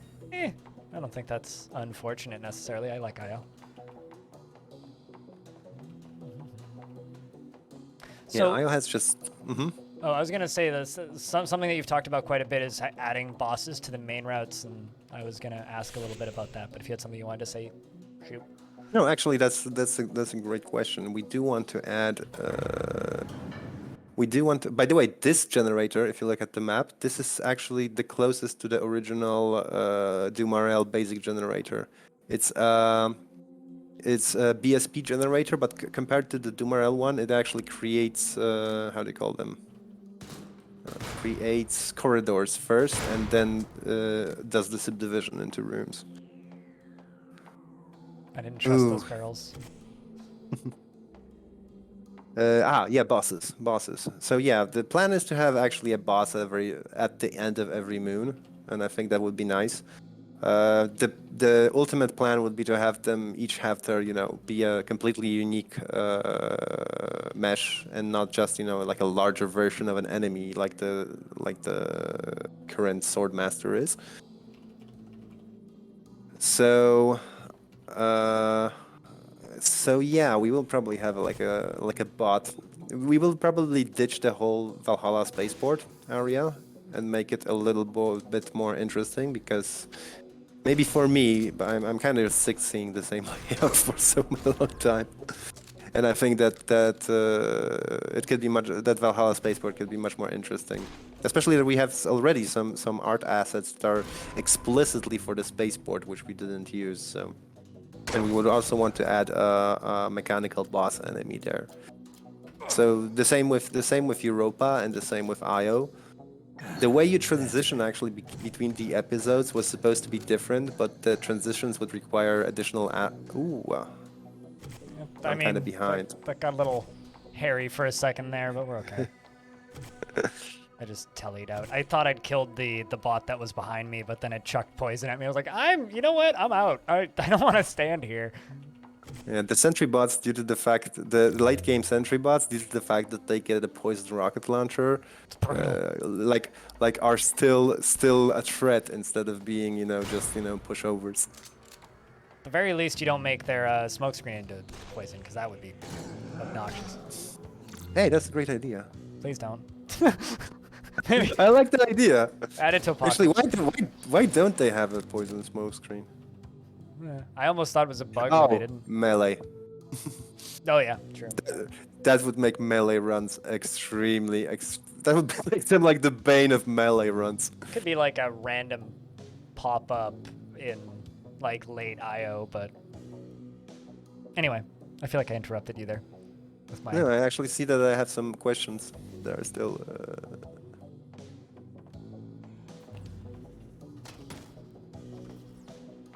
I think this stream has gone pretty well so far, though, frankly. Considering how last minute this was.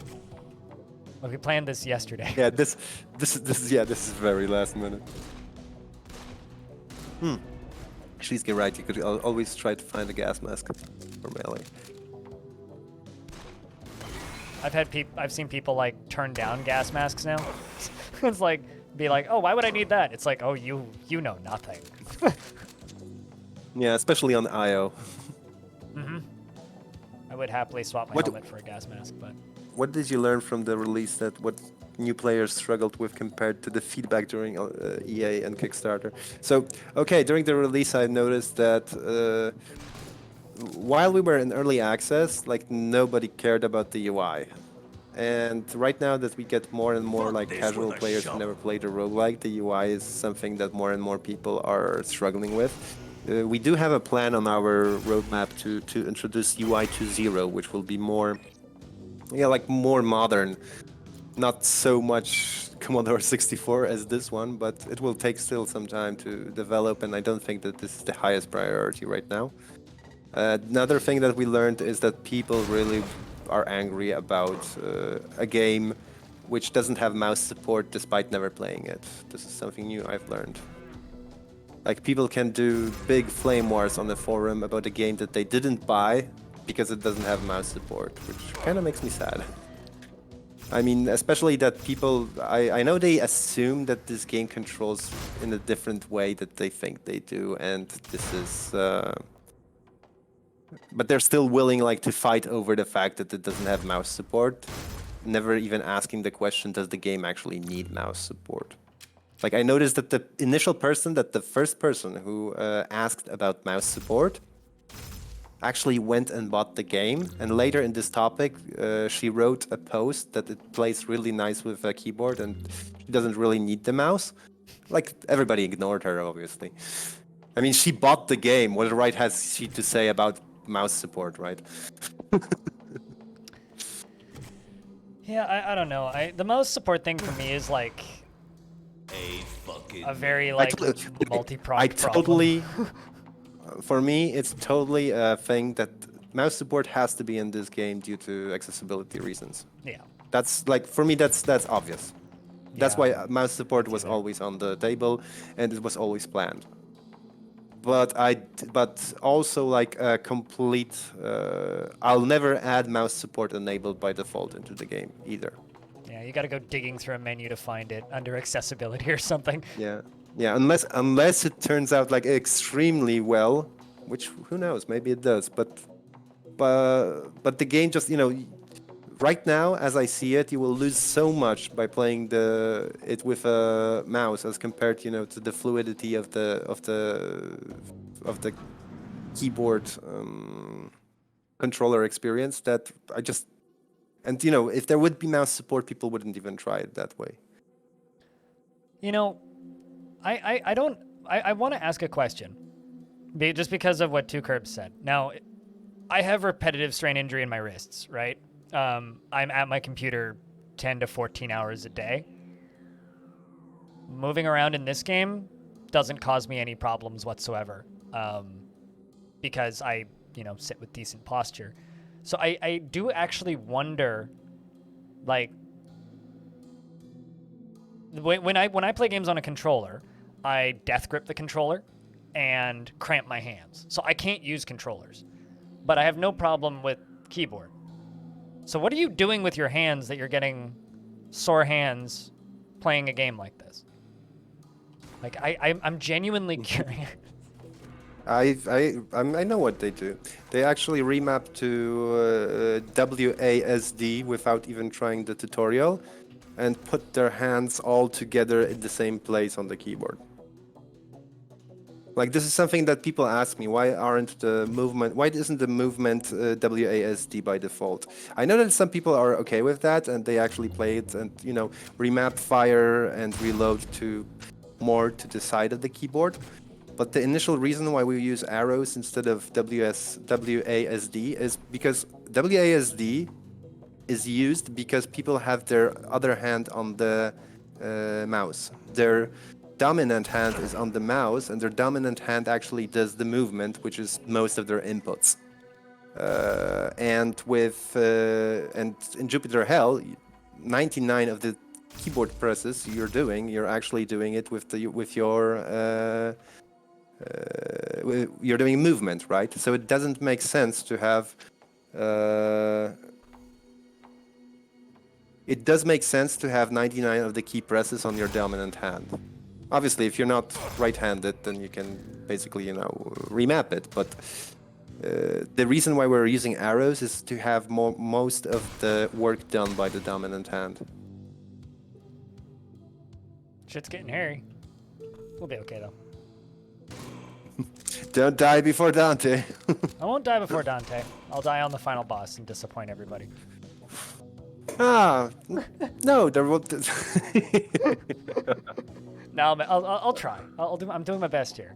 This is like the most careful I've played in a very long time. Actually, the real disappointment will be if you die on Dante without getting to the final boss. Yeah, that if I die the like biggest before the disappointment. final boss, yeah, that would be bad. A lot of pressure here, okay?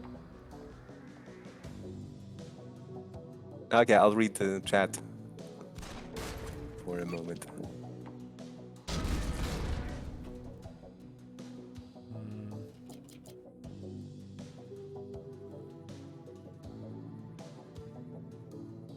Although I'm only playing on medium, so I'm not too worried. Remember that overconfidence is a slow and insidious killer. I never said I was overconfident. I just said I'm not that worried. Oh yeah, Torpid. Alternative binding so that you can bind like 2 keys to the same action. Yeah, that will come. I would actually really like menu binding for keys so that I can not switch to the arrow keys. and just play. You can. Can you? Oh. Yes. Okay. You can do. Go There's do a that then. UI key bindings and settings. All right, I need to go find that then. Yeah, and you can just map your controller. I mean, your numpad to those bindings. My proper controls, please.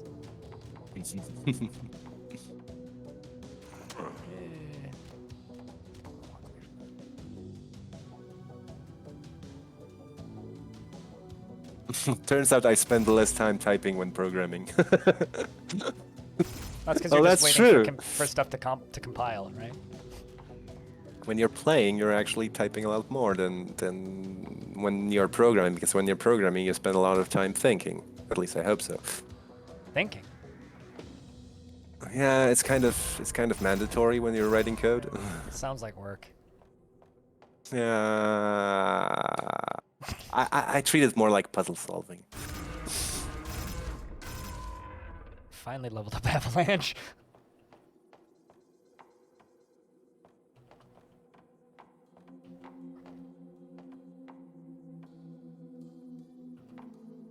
Oh, my trick. Final boss honestly feels easier than everything before that.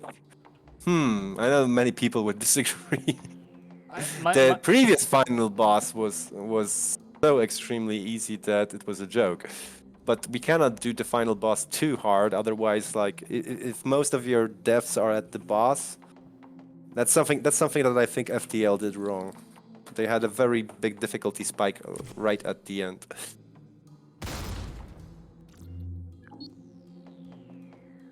Oh wait, there's so much chat. I thought I was done, but that was... Oh, there's always more chat.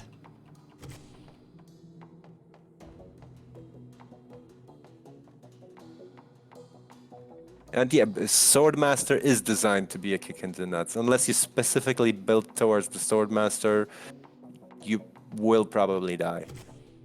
Let's do this. Before release, there was a streamer who beat Swordmaster and Summoner on his first run. Yeah. And that was a fun as hell run to watch. Just happened to be like a very well-built scout assassin.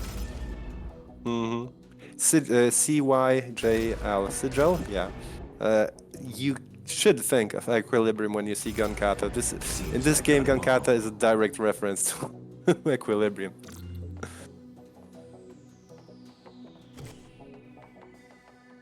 And yeah, it's one of my favorite movies.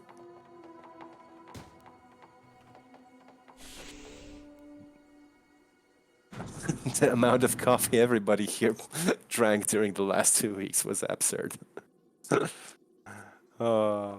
And yeah, Inferno may feel a little bit harder than the final boss, but mostly because it's a huge ammo sink. But Inferno is designed to be like a. So you think your run is easy and you cleaned out Dante the second level? Hey, here, come. We have cookies. We have cookies and Satan and raging streamers. Yeah, but the good thing is that anybody struggling at the end game is not going to even see the portal towards Inferno, so he will not take it. You only see it if you're, strong enough to clear out the Dante level, which not every run, especially on higher difficulties, is. I'm kind of tempted to do Inferno just because I have Avalanche, but Carrying too much shit. Yeah, actually, Avalanche would help a lot on Inferno, but nah. It's not worth it. Maybe if we do another one of these in the future. Yeah. Man. And I'll probably add a little bit more ammo at the end to Inferno too.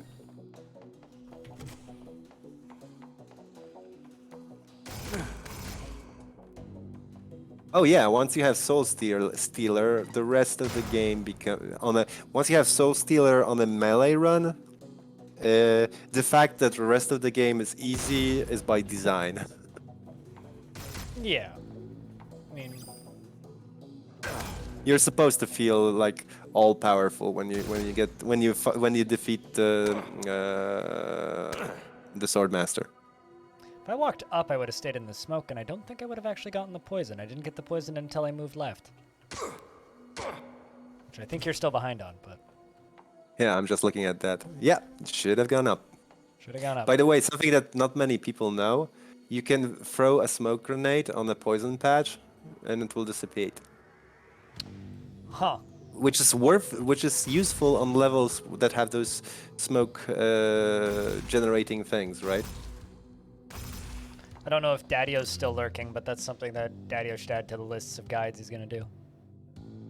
There are some funny interactions. For example, wait a second, I'll find another one. You can throw a smoke grenade at yourself when you're on fire, and the fire will go out. You can actually that one blew my throw a mind. gas grenade on yourself too if you have poison immunity, and this will work the same way. Just like I had an hoarding idea. plasma beads. I had an idea to make gas and fire actually proc each other. So basically, if you put gas on fire, it will explode. But then I thought of Fire Angel Toxicologist build, and I thought that that would be a little bit too much. People will accidentally kill themselves by firing a shotgun with Fire Angel towards their own Toxicologist smoke cloud. That needs to be a achievement at some point. Like, killing yourself with your own abilities has to be like. I think I need to add an achievement for killing yourself with the BFT. But you know what? Still, nobody raged yet. I mean, people are sometimes confused why they died, but nobody raged yet about the BFT being, you know, when you're shooting the BFT and somebody is in melee range of you, you will die. That's basically it.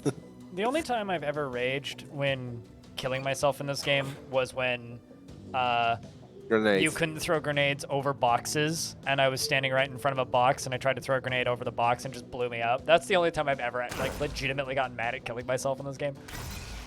Yeah, Every other time and that it's just doesn't happen funny. anymore. I had a death the other day that I think you missed, where I was doing a wizard run, and I had sentries, and a Crybot shot its AoE attack at the sentry and blew me up next to the sentry, which was very funny. Burst out laughing.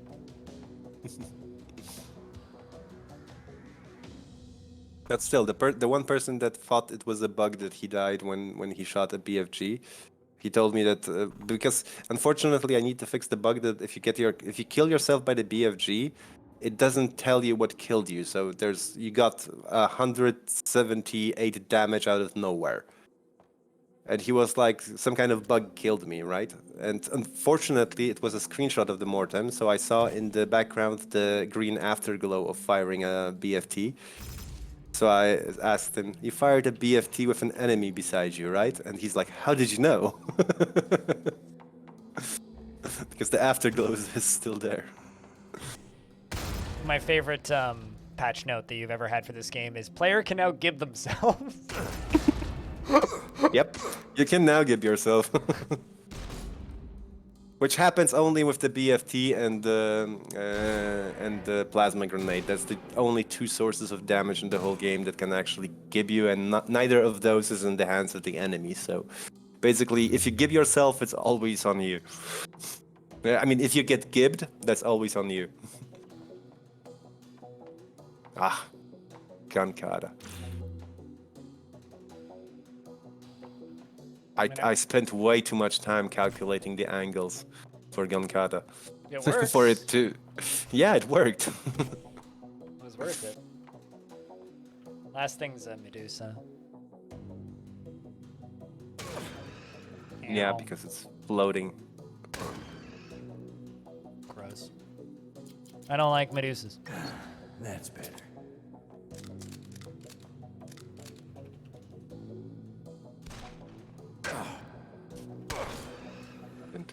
Watering the grass. Pain. I got it though. I'm trying not to give you spoilers. Alright, Oh, I'm reading chat right now. I assume that you got that, Medusa. yeah, I got it. It's fine. It hit me twice. And it hurt, but I'm good. I'm like overflowing with resources because I've been so careful, so. If you're splash immune, probably you won't die from that BFT, I think. If you're splash immune, not if you're splash reduced. But if you're splash immune, you can probably fire a BFG at somebody standing right in front of you. I think. I fucking hate puzzles. Anyone want to test that out? I mean, someone's got to test it out. Yeah, I'm kind of on the edge of whether BFT should actually target your friendly bots or not. There was also an idea that the BFT wouldn't target bots at all. Like it would only target biological units, which would make much more much more scientific sense than a BFT that can know which things are friendly to you and which are not. So those two things would probably get rid of like 60% of the deaths by self-BFTing, but like I said, I'm still on the edge on that. Funniest thing you've said today is scientific sense. As if anything in this game makes scientific sense. Because chainsaws in space, right? I mean, to You chop gotta down get the all those space trees. all those damn alien space trees. Alien logging. It's a thing. What does that Warlock aura do? Okay, so Warlock aura, there are two.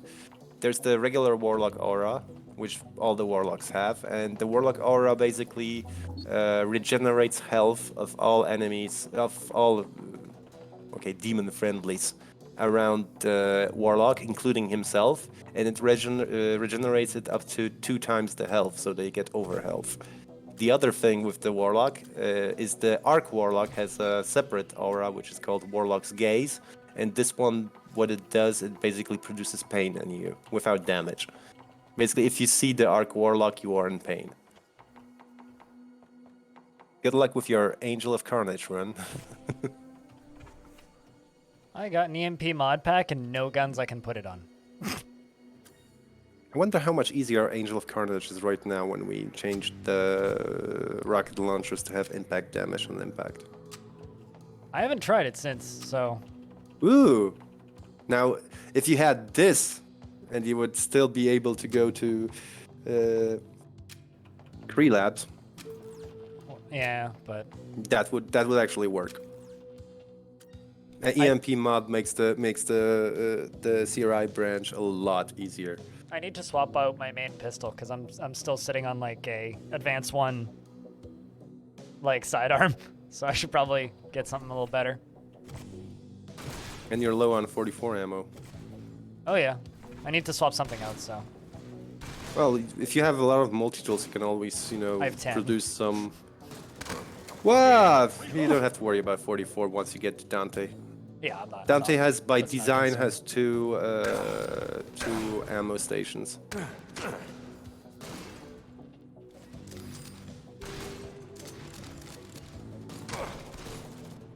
Although, like I said, I need to swap the 7.62 out for something because it's only an AV1 and I could do better.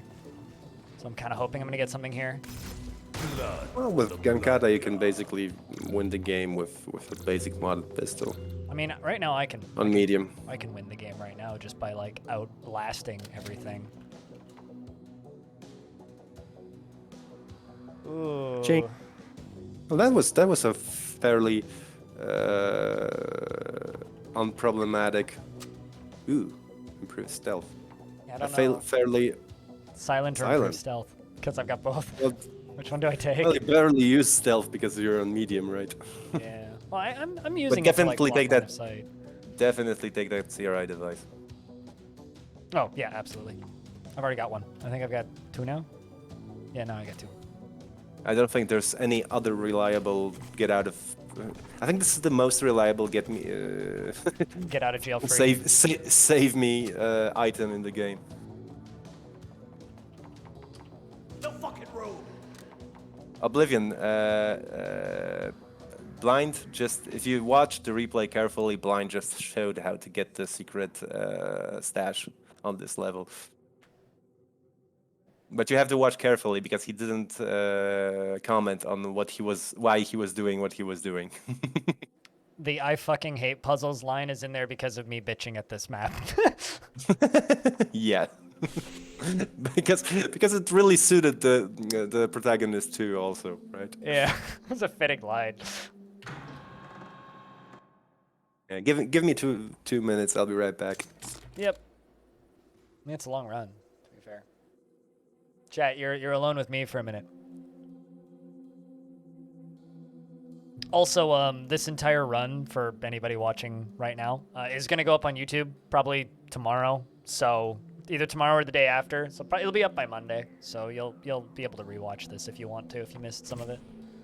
So no worries there. Watch me just like go and die before he gets back. He'll be very unimpressed with me. Things are dying over on the right side.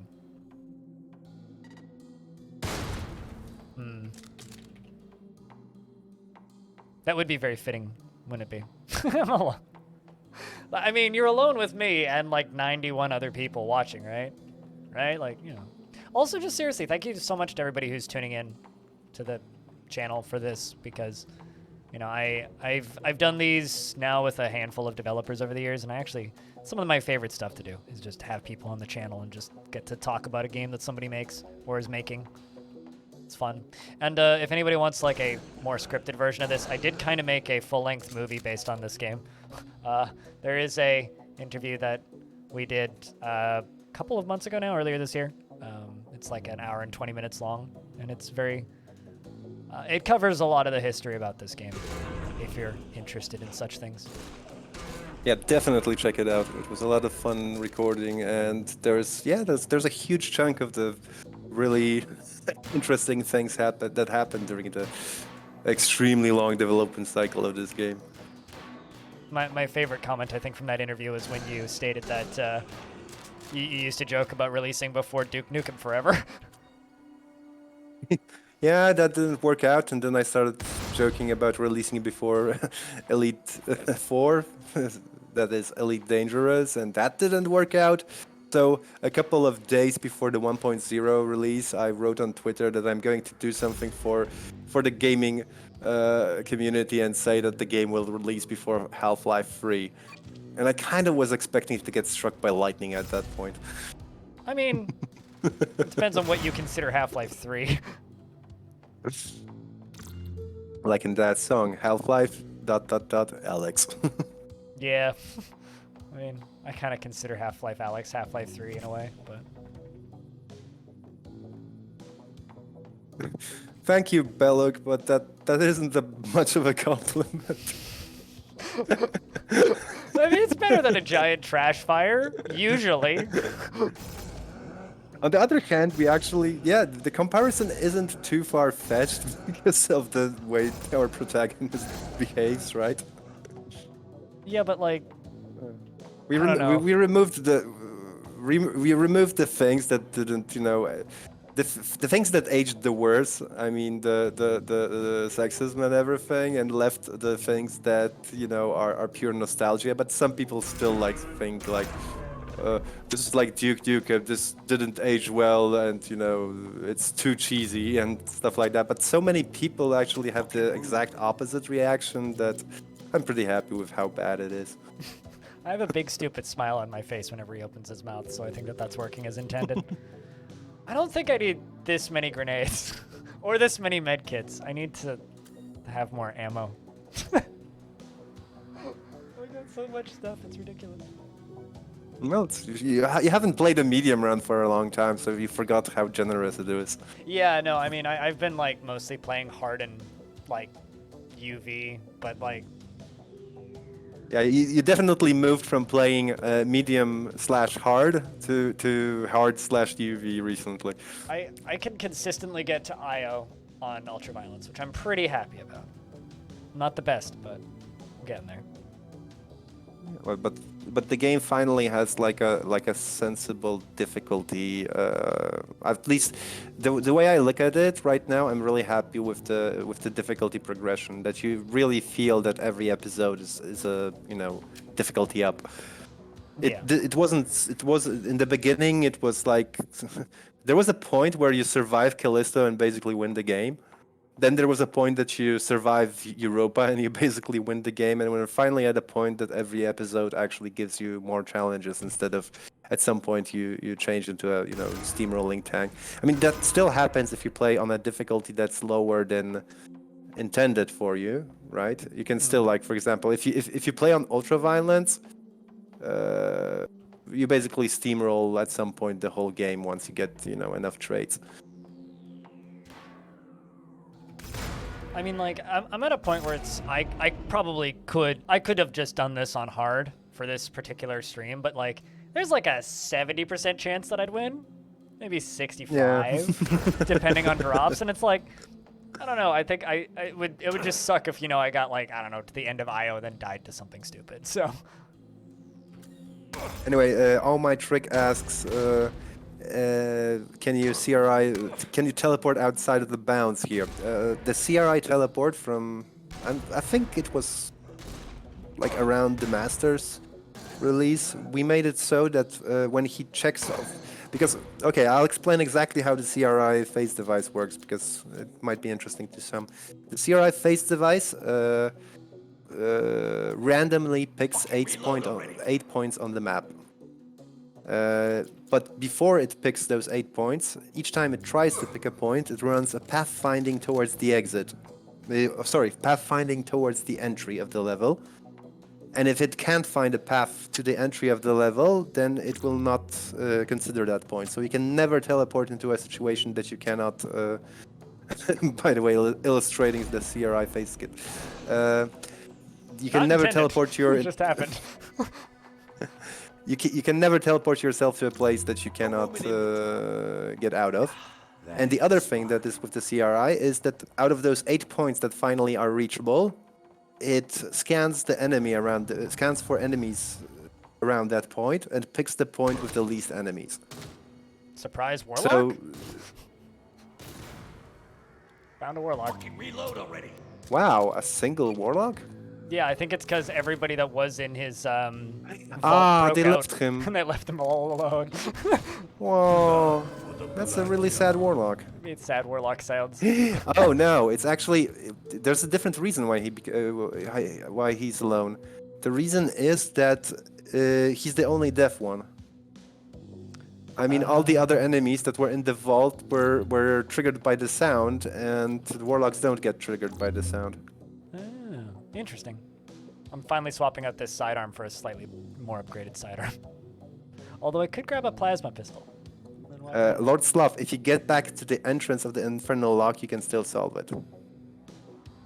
Actually, you might be onto something here, and quite useful, by the way. But yeah, the Inferno lock works perfectly well with the CRI. Wait a second, I think we still have unanswered questions up here. Probably.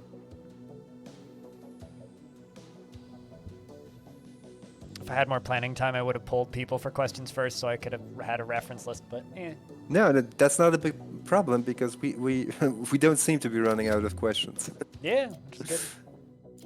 Which is good. Found 0. Oh no, this one was old. Here's Bilak dissing me for JH being better than Deep Nukem Forever. I mean, he's not wrong. Well, technically he's right. I'm pretty sure we, even if we lost the overwhelmingly positive, I'm pretty sure we still have better reviews. Oh no, we still have it. Yeah, you still have it. You've kept it because you had that one negative review that pushed you down, but no, it's only positive since. Mm-hmm. Yeah, and we're one review away from getting 600 reviews, which is also nice.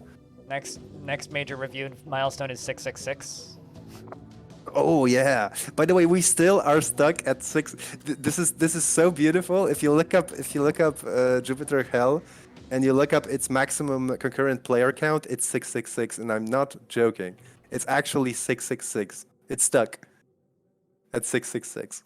I do hope that you pass that, but Yeah, for but on the other financial hand, reasons, yeah. but it's still great. It's Out of all the numbers to get stuck on, I can live with this one. which was last Saturday, I think. Yeah, it was during one of those peak days. I think it was during the peak day. Yeah, Damn here, it, proof. we almost got 2 memes. We're like one short of 420 right now. God damn it, somebody turn the game on.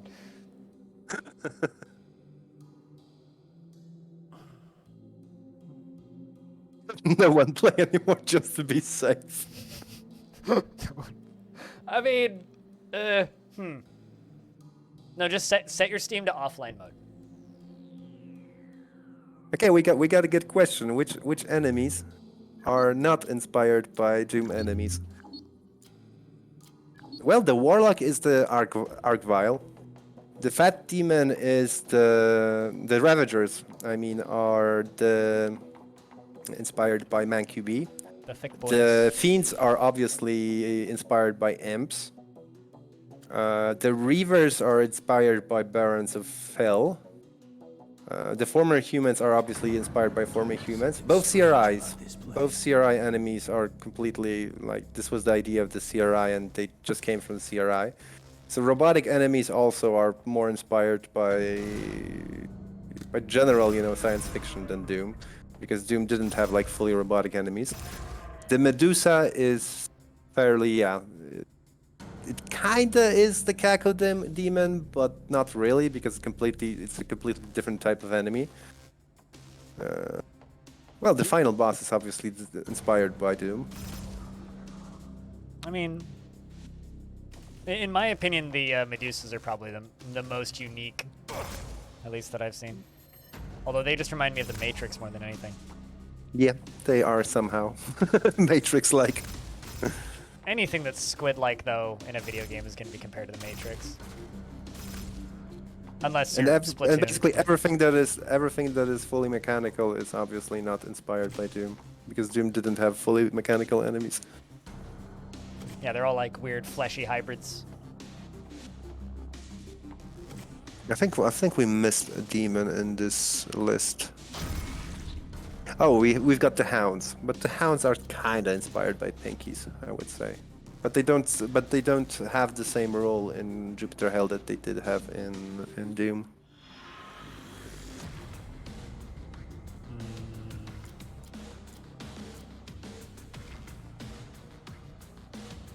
Think about just going down the dodge tree now. That or getting the 3rd level in Gunslinger.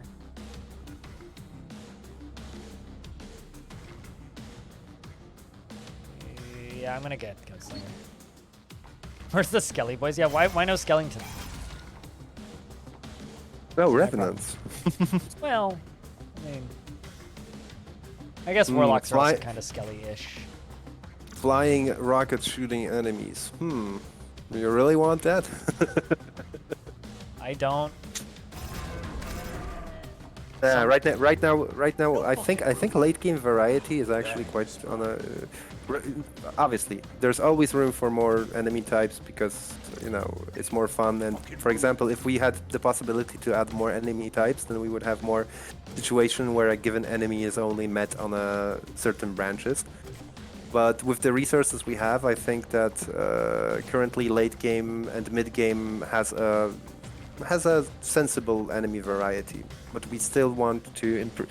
The place we most have to improve is enemy variety in the beginning, because people can get this wrong impression that the game is only bots and former humans and two demons that technically look the same, right? Because they're both humanoid. So we really want to improve the. Okay, for anyone who was during the beta, even now, I think the Guardians are considered a dangerous enemy. But the Guardian as a model was supposed to appear on Callisto.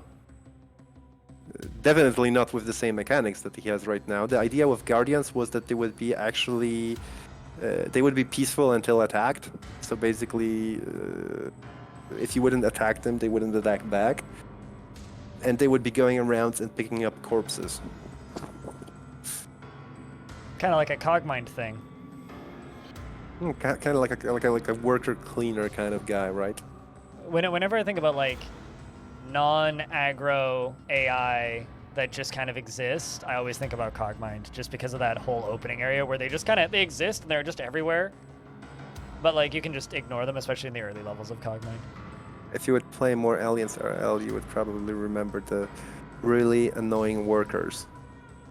Because you auto-target them like everything else, right? Yeah. But they're not. They do not aggro until you like are right beside them. But if you start shooting them, they are the only early game enemy that has the hard type of armor, which means that you're doing basically really little damage, and they do really little damage to you because their attack is really poor. But they are like a huge ammo sink once you start shooting them. It's like the trap around the whole idea of Aliens RL, where ammo is your most important resource, even more important than medkits, and they're like the walking, resource sink for ammo. Well, we've made it to Dante, so I Yeah. officially haven't failed. It only took what, almost 3 hours.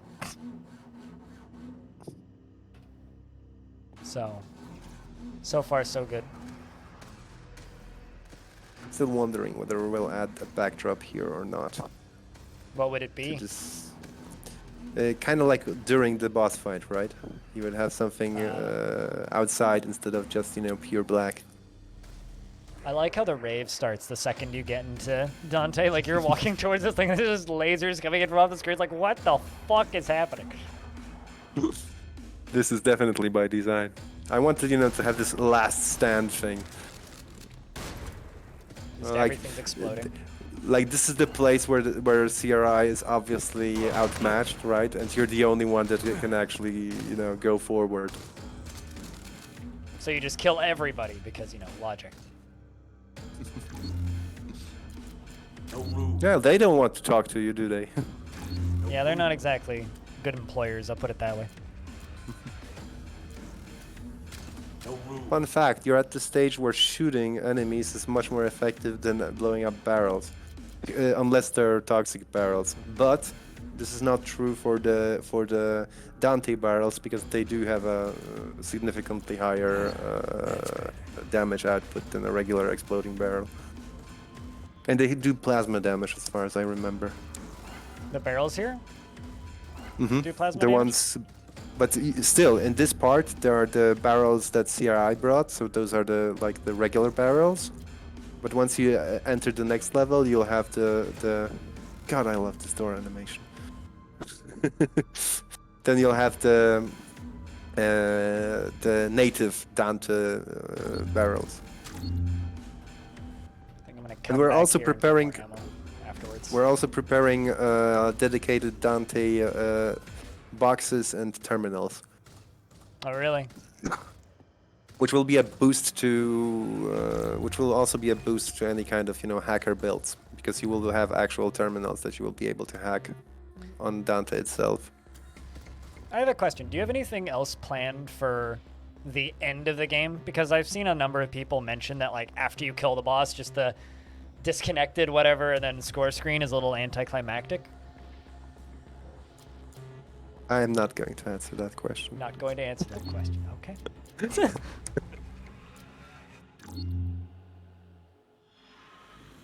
Kind of tempted to just do tracking data because I'm sitting on so many multi-tools. I'm sitting on 10. I've still got Just 10. Just make sure you've got enough revolver ammo. I mean, I got 100. I was gonna come back and get more. That's the thing. I was gonna clear this floor and then restock. Clear this floor and judge your ammo situation. That would be my hint. Eh. I've also got disrupted on my other pistol now, so the droids are a joke. Oh, that actually, I realized. I told you before that the EMP thing. That yeah, too bad you're not going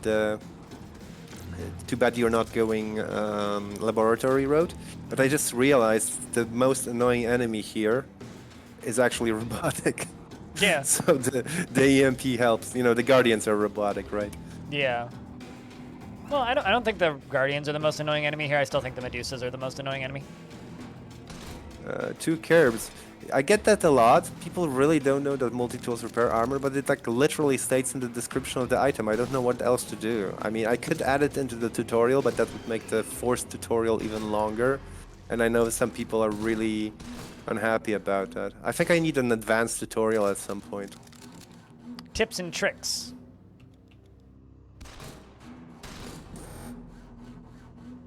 Yeah, I'm gonna clean up Dante, I think. Shiri J, the GOG version is constantly updated. I mean, it has a small delay because, for example, Linux builds are built by them, so it's usually 1-2 days before they update. But in general, we keep the GOG version 100% feature complete. However, there's a small part where this might change because we want to do some online capabilities, like online leaderboards, challenge of the week stuff, and stuff like that. And to do that, and to prevent people from spamming, from spamming the leaderboards with hacked games, we need a way to bind your for anyone who actually, gets onto the leaderboard, we need to make sure that he's actually bought the game. Because if we see that he's, spamming hacked runs, we can then ban him and make sure that if he wants to do that again, he would have to buy the game again. And that's the only reasonable way we can prevent, the case what happened, I think, with Slay the Spire, at least when I was playing it. The leaderboards were worth nothing because the top 1,000 had 1,000 places were filled with 9999999, which is obviously not. You cannot get such a score in Slay the Spire. So to do that, we need to tie somehow the identity of the player to the leaderboard. And while Steam has it built in with its Steam ID, GOG doesn't have such a functionality. I'm still trying to find a way to solve this issue. But if we don't solve it, I think between the two options, between releasing the leaderboard Steam only and not releasing them at all, I think we should go for Steam only. But I'm still going to try to figure out a way with the GOG people to actually find a way to somehow link the leaderboard submissions to GOG.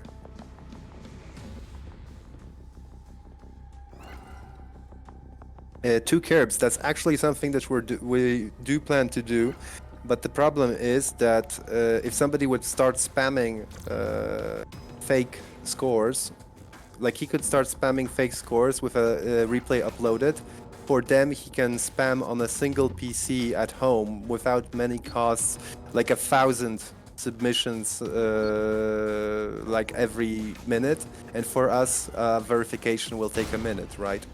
So he could basically pull anyone inclined could pull down the servers this way.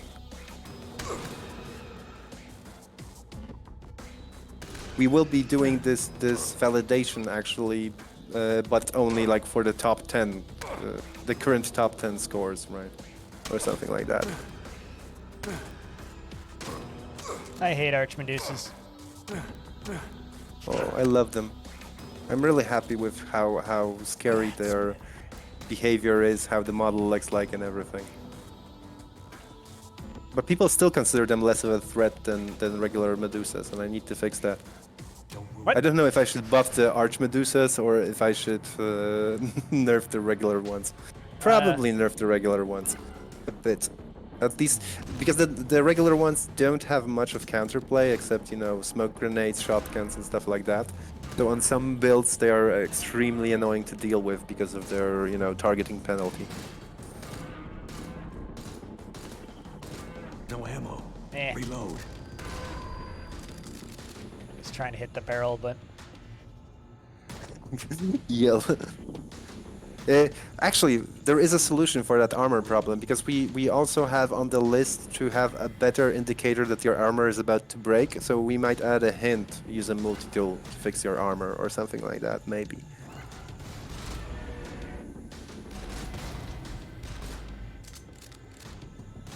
I'm actually worried about 7.62 ammo. I might throw away some med kits. Oh yeah, you're too late to print more. Yeah. Assuming I can What you find can, more. what you can do, you can switch to revolver only, maybe for the smaller enemies. Yeah, I can swap the order. No room. I've also got tons of grenades. I don't know. I also still have avalanche, right? And it's fully leveled up. Not now. Yeah, you could try killing some enemies with avalanche, but that will cost you more medkits. But I think you have medkits. Like, try to go avalanche plus grenades for a time. I'll try and clear the first 2 stages of the final boss with avalanche. Oh, the boss isn't a good moment to try avalanche. Clearing floors is probably easier, but your call. Yeah, well, I mean, I'm worried about ammo, just in general right now. But, you know, that's also kind of, I think, the point.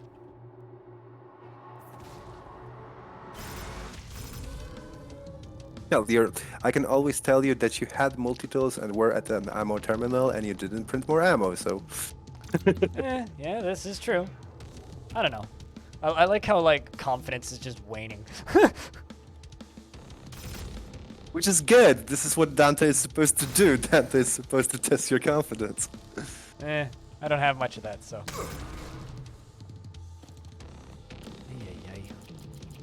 That's better.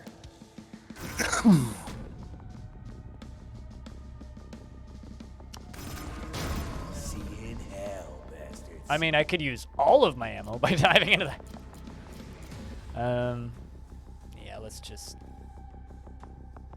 do that. I don't know. I'm not too worried. It's only medium. Only medium, he says. What could possibly go wrong? So I have a question, kind of a dev-related question. No room. What is, like, how much time does it take you guys to add a new enemy into the game? By the way, you know that those things that are floating over the chasms and rotating, you can These? shoot them? What does it do? I mean, I know that you can Nothing. shoot. Nothing. But they blow up. They kind of crack. Useless feature galore! Oops, I went the wrong way. I didn't actually see the portal, but I can take the exit, so. Oh, wait. Because I'm behind. You entered by accident. Yeah, I literally didn't even see it. Yeah. Truth be told, did not see it. Yeah, I did request Emil to put an exit elevator there. This is actually the only, I think, level in the game that has 2 exit elevators leading to the same place. Okay, it kinda needs it. yeah, I missed the question. Remind me of it. You asked... How long does it take you to add an enemy to the game? No room. Oh yeah. If it's not like crunch time like we did with the boss, the boss, by the way, took us 2 weeks. But what we were basically doing, we both were probably going like double full time. I would say it's a month with everything, more or less. But there's there are times during that it's done in stages, so it's a month for both of us, for Śliski and for me. So considering that I have a lot less work to do on a new enemy than Śliski does. So for me, it's like yeah, Śliski uploaded the final textures for the boss were uploaded 3 hours before release. I think that's the definition of coming in hot. Yeah, the last 2 days were extremely crazy, and this was like, oh my god. I was so scared till the end, to the last moment, that we will not be able to get the the final boss in time. That was my biggest fear. Like, I didn't fear anything else, that we could skip the intro, that we could not do a couple of other features that we did. But if we didn't have the boss, that would be horrible. We already had prepared placeholders for Plan B, and we would hope that like no regular player would actually get to the boss and be like, hey, there is no new boss yet. But yeah, in general, it's 1 month of work for Śliski to get a new enemy into the game, and then about 1 week for me, but that 1 week is mostly, for time for testing, for testers to check out if everything works correctly. So I have a choice to make. Do I keep the AV2 sidearm that has disruptive on it, or do I chuck it and pick up this plasma pistol I just found and have more than enough ammo? Well, the point is, there are no... Once you clear this level, there are no more mechanical enemies in the game. Yeah, which is why I'm It thinking. doesn't... Destructive doesn't work on the boss. I might just do So what that. you might do is clear the level, come back for it. Although I just found some ammo, so No room. maybe I'm okay? I don't know.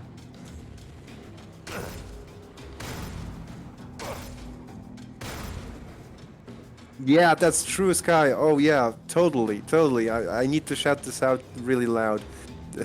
The whole dev, because we have this our small test team on the Discord server, which I really invite anybody listening here to join. We have a small test team where it's open basically. You just say you want to get into it, and you'll probably gain access. Where we test the releases before. And we were testing the Dante release too, and like everybody showed up for that, like testing really hard during the last 3 days. Like some people, like I don't know if they took like free time in their job or something, but we had like a lot of runs going during those last couple of days. It was great. Like usually, I post I update and get feedback like the next day about what did it balance wise, but this time like everybody showed up and I was getting feedback like half an hour after doing some changes to the boss fight, which was it was extremely important for me to nail the boss fight because obviously I'm really happy it basically started working out like really quickly after the first few changes. And I was so scared that it would be like completely imbalanced, and I'm really happy it turned out to be fun really quickly. So you got the engine question finally. What's the engine? My favorite question. Yeah, the engine for this game is scratch built in C++. Basically, it's dedicated for the oh, here's my second favorite question. The engine was written ground up for this kind of game. I wouldn't say it was written only specifically for Jupiter Hell because I always had further games in mind. It's C++ and Lua, so basically gameplay is in Lua and the engine code itself is in C++. I will still be working on it. I'm really happy with it, and I will actually start building actual tools for it because right now it's everything you have to add by code. So some of tools will be present for it. And the second question is, would you license the engine to anyone else? I'm not going to license the engine. I'm going to release it under MIT in a couple of years probably. So basically anybody who will want to use it or use parts of this engine and is crazy enough to try to release games on its own technology can be able to both learn and basically copy-paste code from it to his own creation. And at each time and for each game that we will release after its life cycle ends, like a year after its life cycle ends or a year after the last patch, we will be probably GPLing the game itself also. All right. Carmack style. Okay, this is it. This is the part where we find out if I fuck up. No, you didn't fuck up. You got here, so I would consider a fuck up if you didn't get here. Yeah, no, definitely. Sorry, B-Lug, those are still turned off. Mostly because, if they weren't turned off, they would be extremely loud on your end. But go on. This is the only part that I'm sad that I don't have live feedback. I mean, I could just play really slowly. one tile every. But yeah, this map. Before I started the boss fight, I obviously had to do the map. This map was started 4 days, I think, before release, or 5 days before release. Like we were cutting it so close. And I'm really happy with how it played out. Yeah, you can probably see the little small tiny bug that's left there. Yeah, the one visual issue down there. Yeah. I mean, it's not major. God, this thing takes no damage off the bat. If I just move one to the Oh, and another funny thing, the name, the boss was named a day before release. Oh, really? I kind of Yes. figured that was in for a bit. No. That's better. It's a slight reference to two things. Obviously, people will probably think it's a reference to Mass Effect. But it's not. It's the fact that every enemy in Dante, every new enemy in Dante, and actually most of the demons, their names are of what they actually are, like Guardian, Sentinel, Warlock, and stuff like that. So Harbinger here is... it's the same idea. It's a very That's better. Harbinger or Harbinger? practical naming. Harbinger. That's how I would Harbinger, yeah. You don't hear that word being spoken too often. say that. No. Okay, I found a bug. He stood up, and now this guy over here is running. Have a peek at this. But as soon as mod support is released for this, I want chat And I to know do why. I want chat to do something for me. We have to mod Harbinger into Thomas the Tank Engine. Just because I think that that's mandatory. Terrible damage. This bug is here because it's a very rare situation. This is one of the really rare situations in the game where entity was being moved without his will. Think knockback, because when the Harbinger rises, it pushes everything that is close to him away. So that's why the bug is here. And this is the only moment in the game, and it obviously doesn't happen a lot, so that's why I missed it.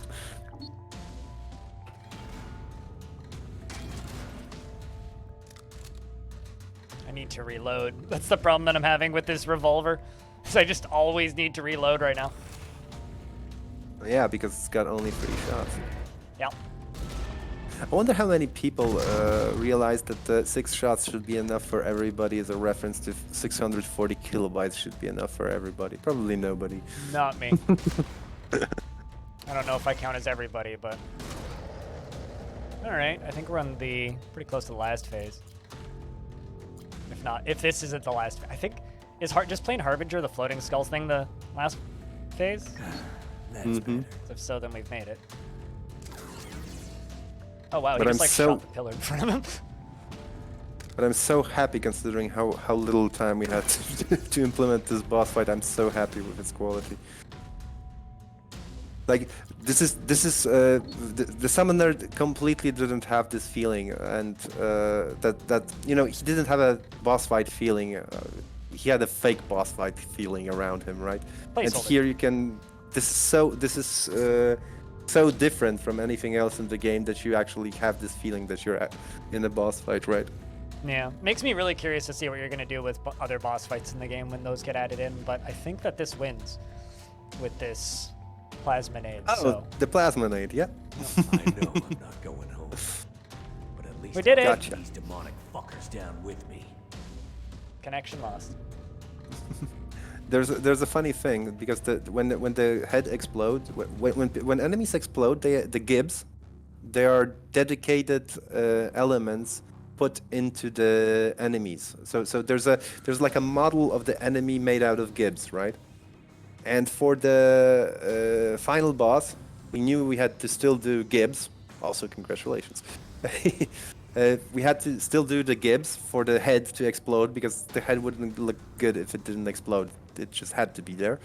And obviously, Śliski still had to do those gibs. So, and I knew that we are so close on time. I tried what I did. I put all the gibs from the fat demon into the head, and it kind of worked.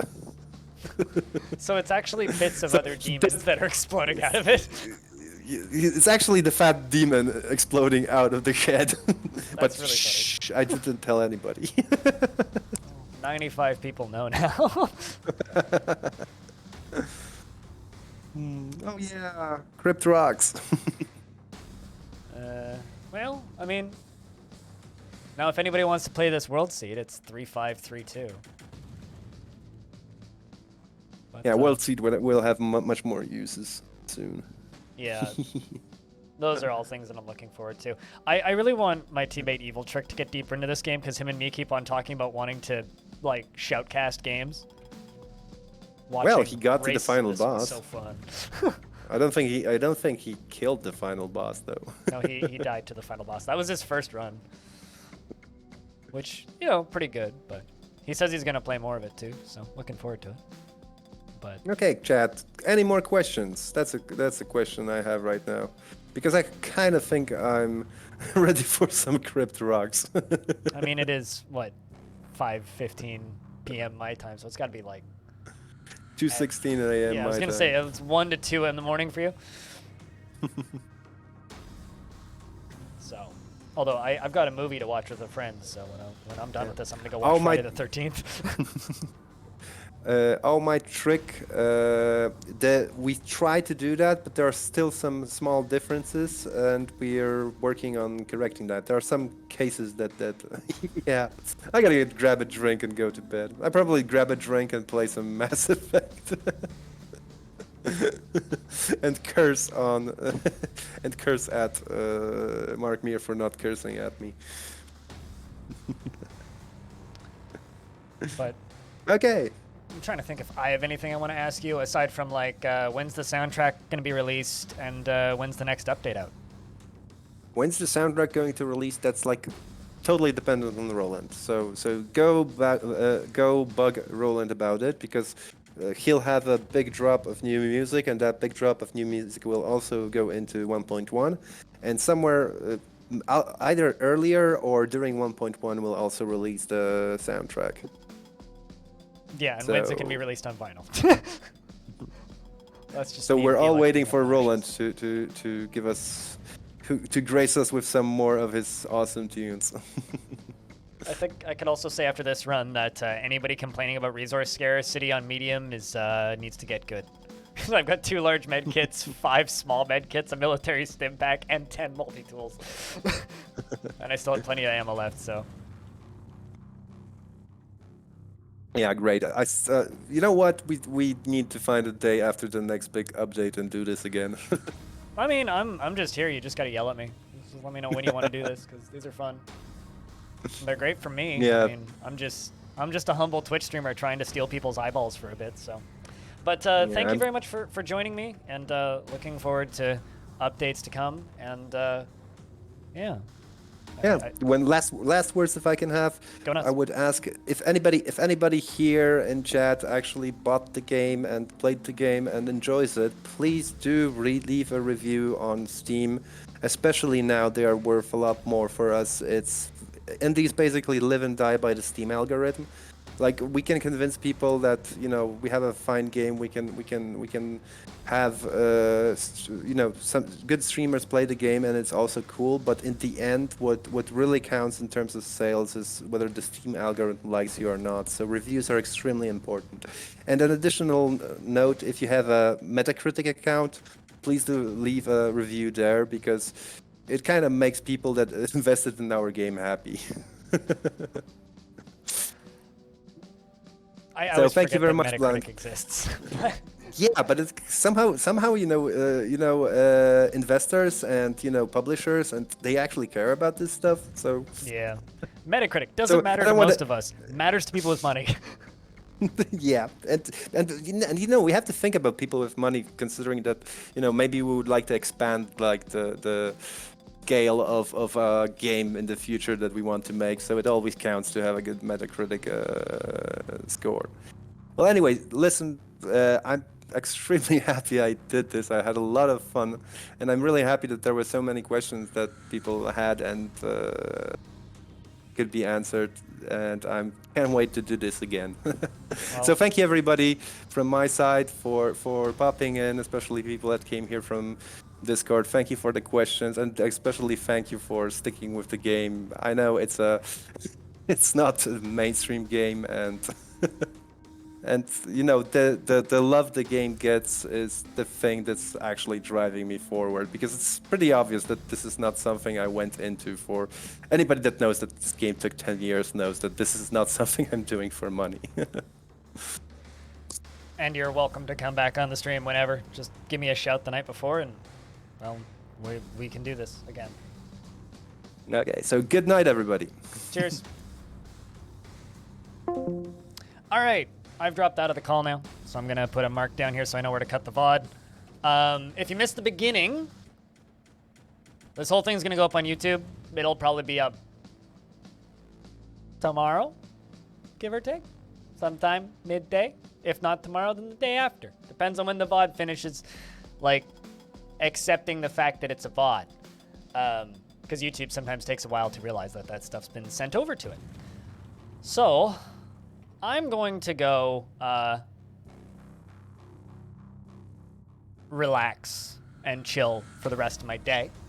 And we're going to go raid somebody who was asking questions earlier and is doing an ultra-violent run right now. So, let's go watch another stream. How's that sound? I will be streaming tomorrow, normal time, and we're going to be playing Cogmind because my patrons voted on that. What movie do I watch with friends? I think we're watching Friday the 13th, like the first one, but I need to go figure out. Friend, not friends, just friend. Because I don't have friends.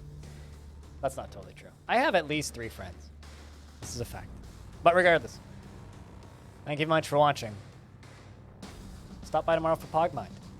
Take care of yourselves. I'll be a noob. I haven't played that game since 2017. Anyway, take care of yourselves. Go say something nice to someone.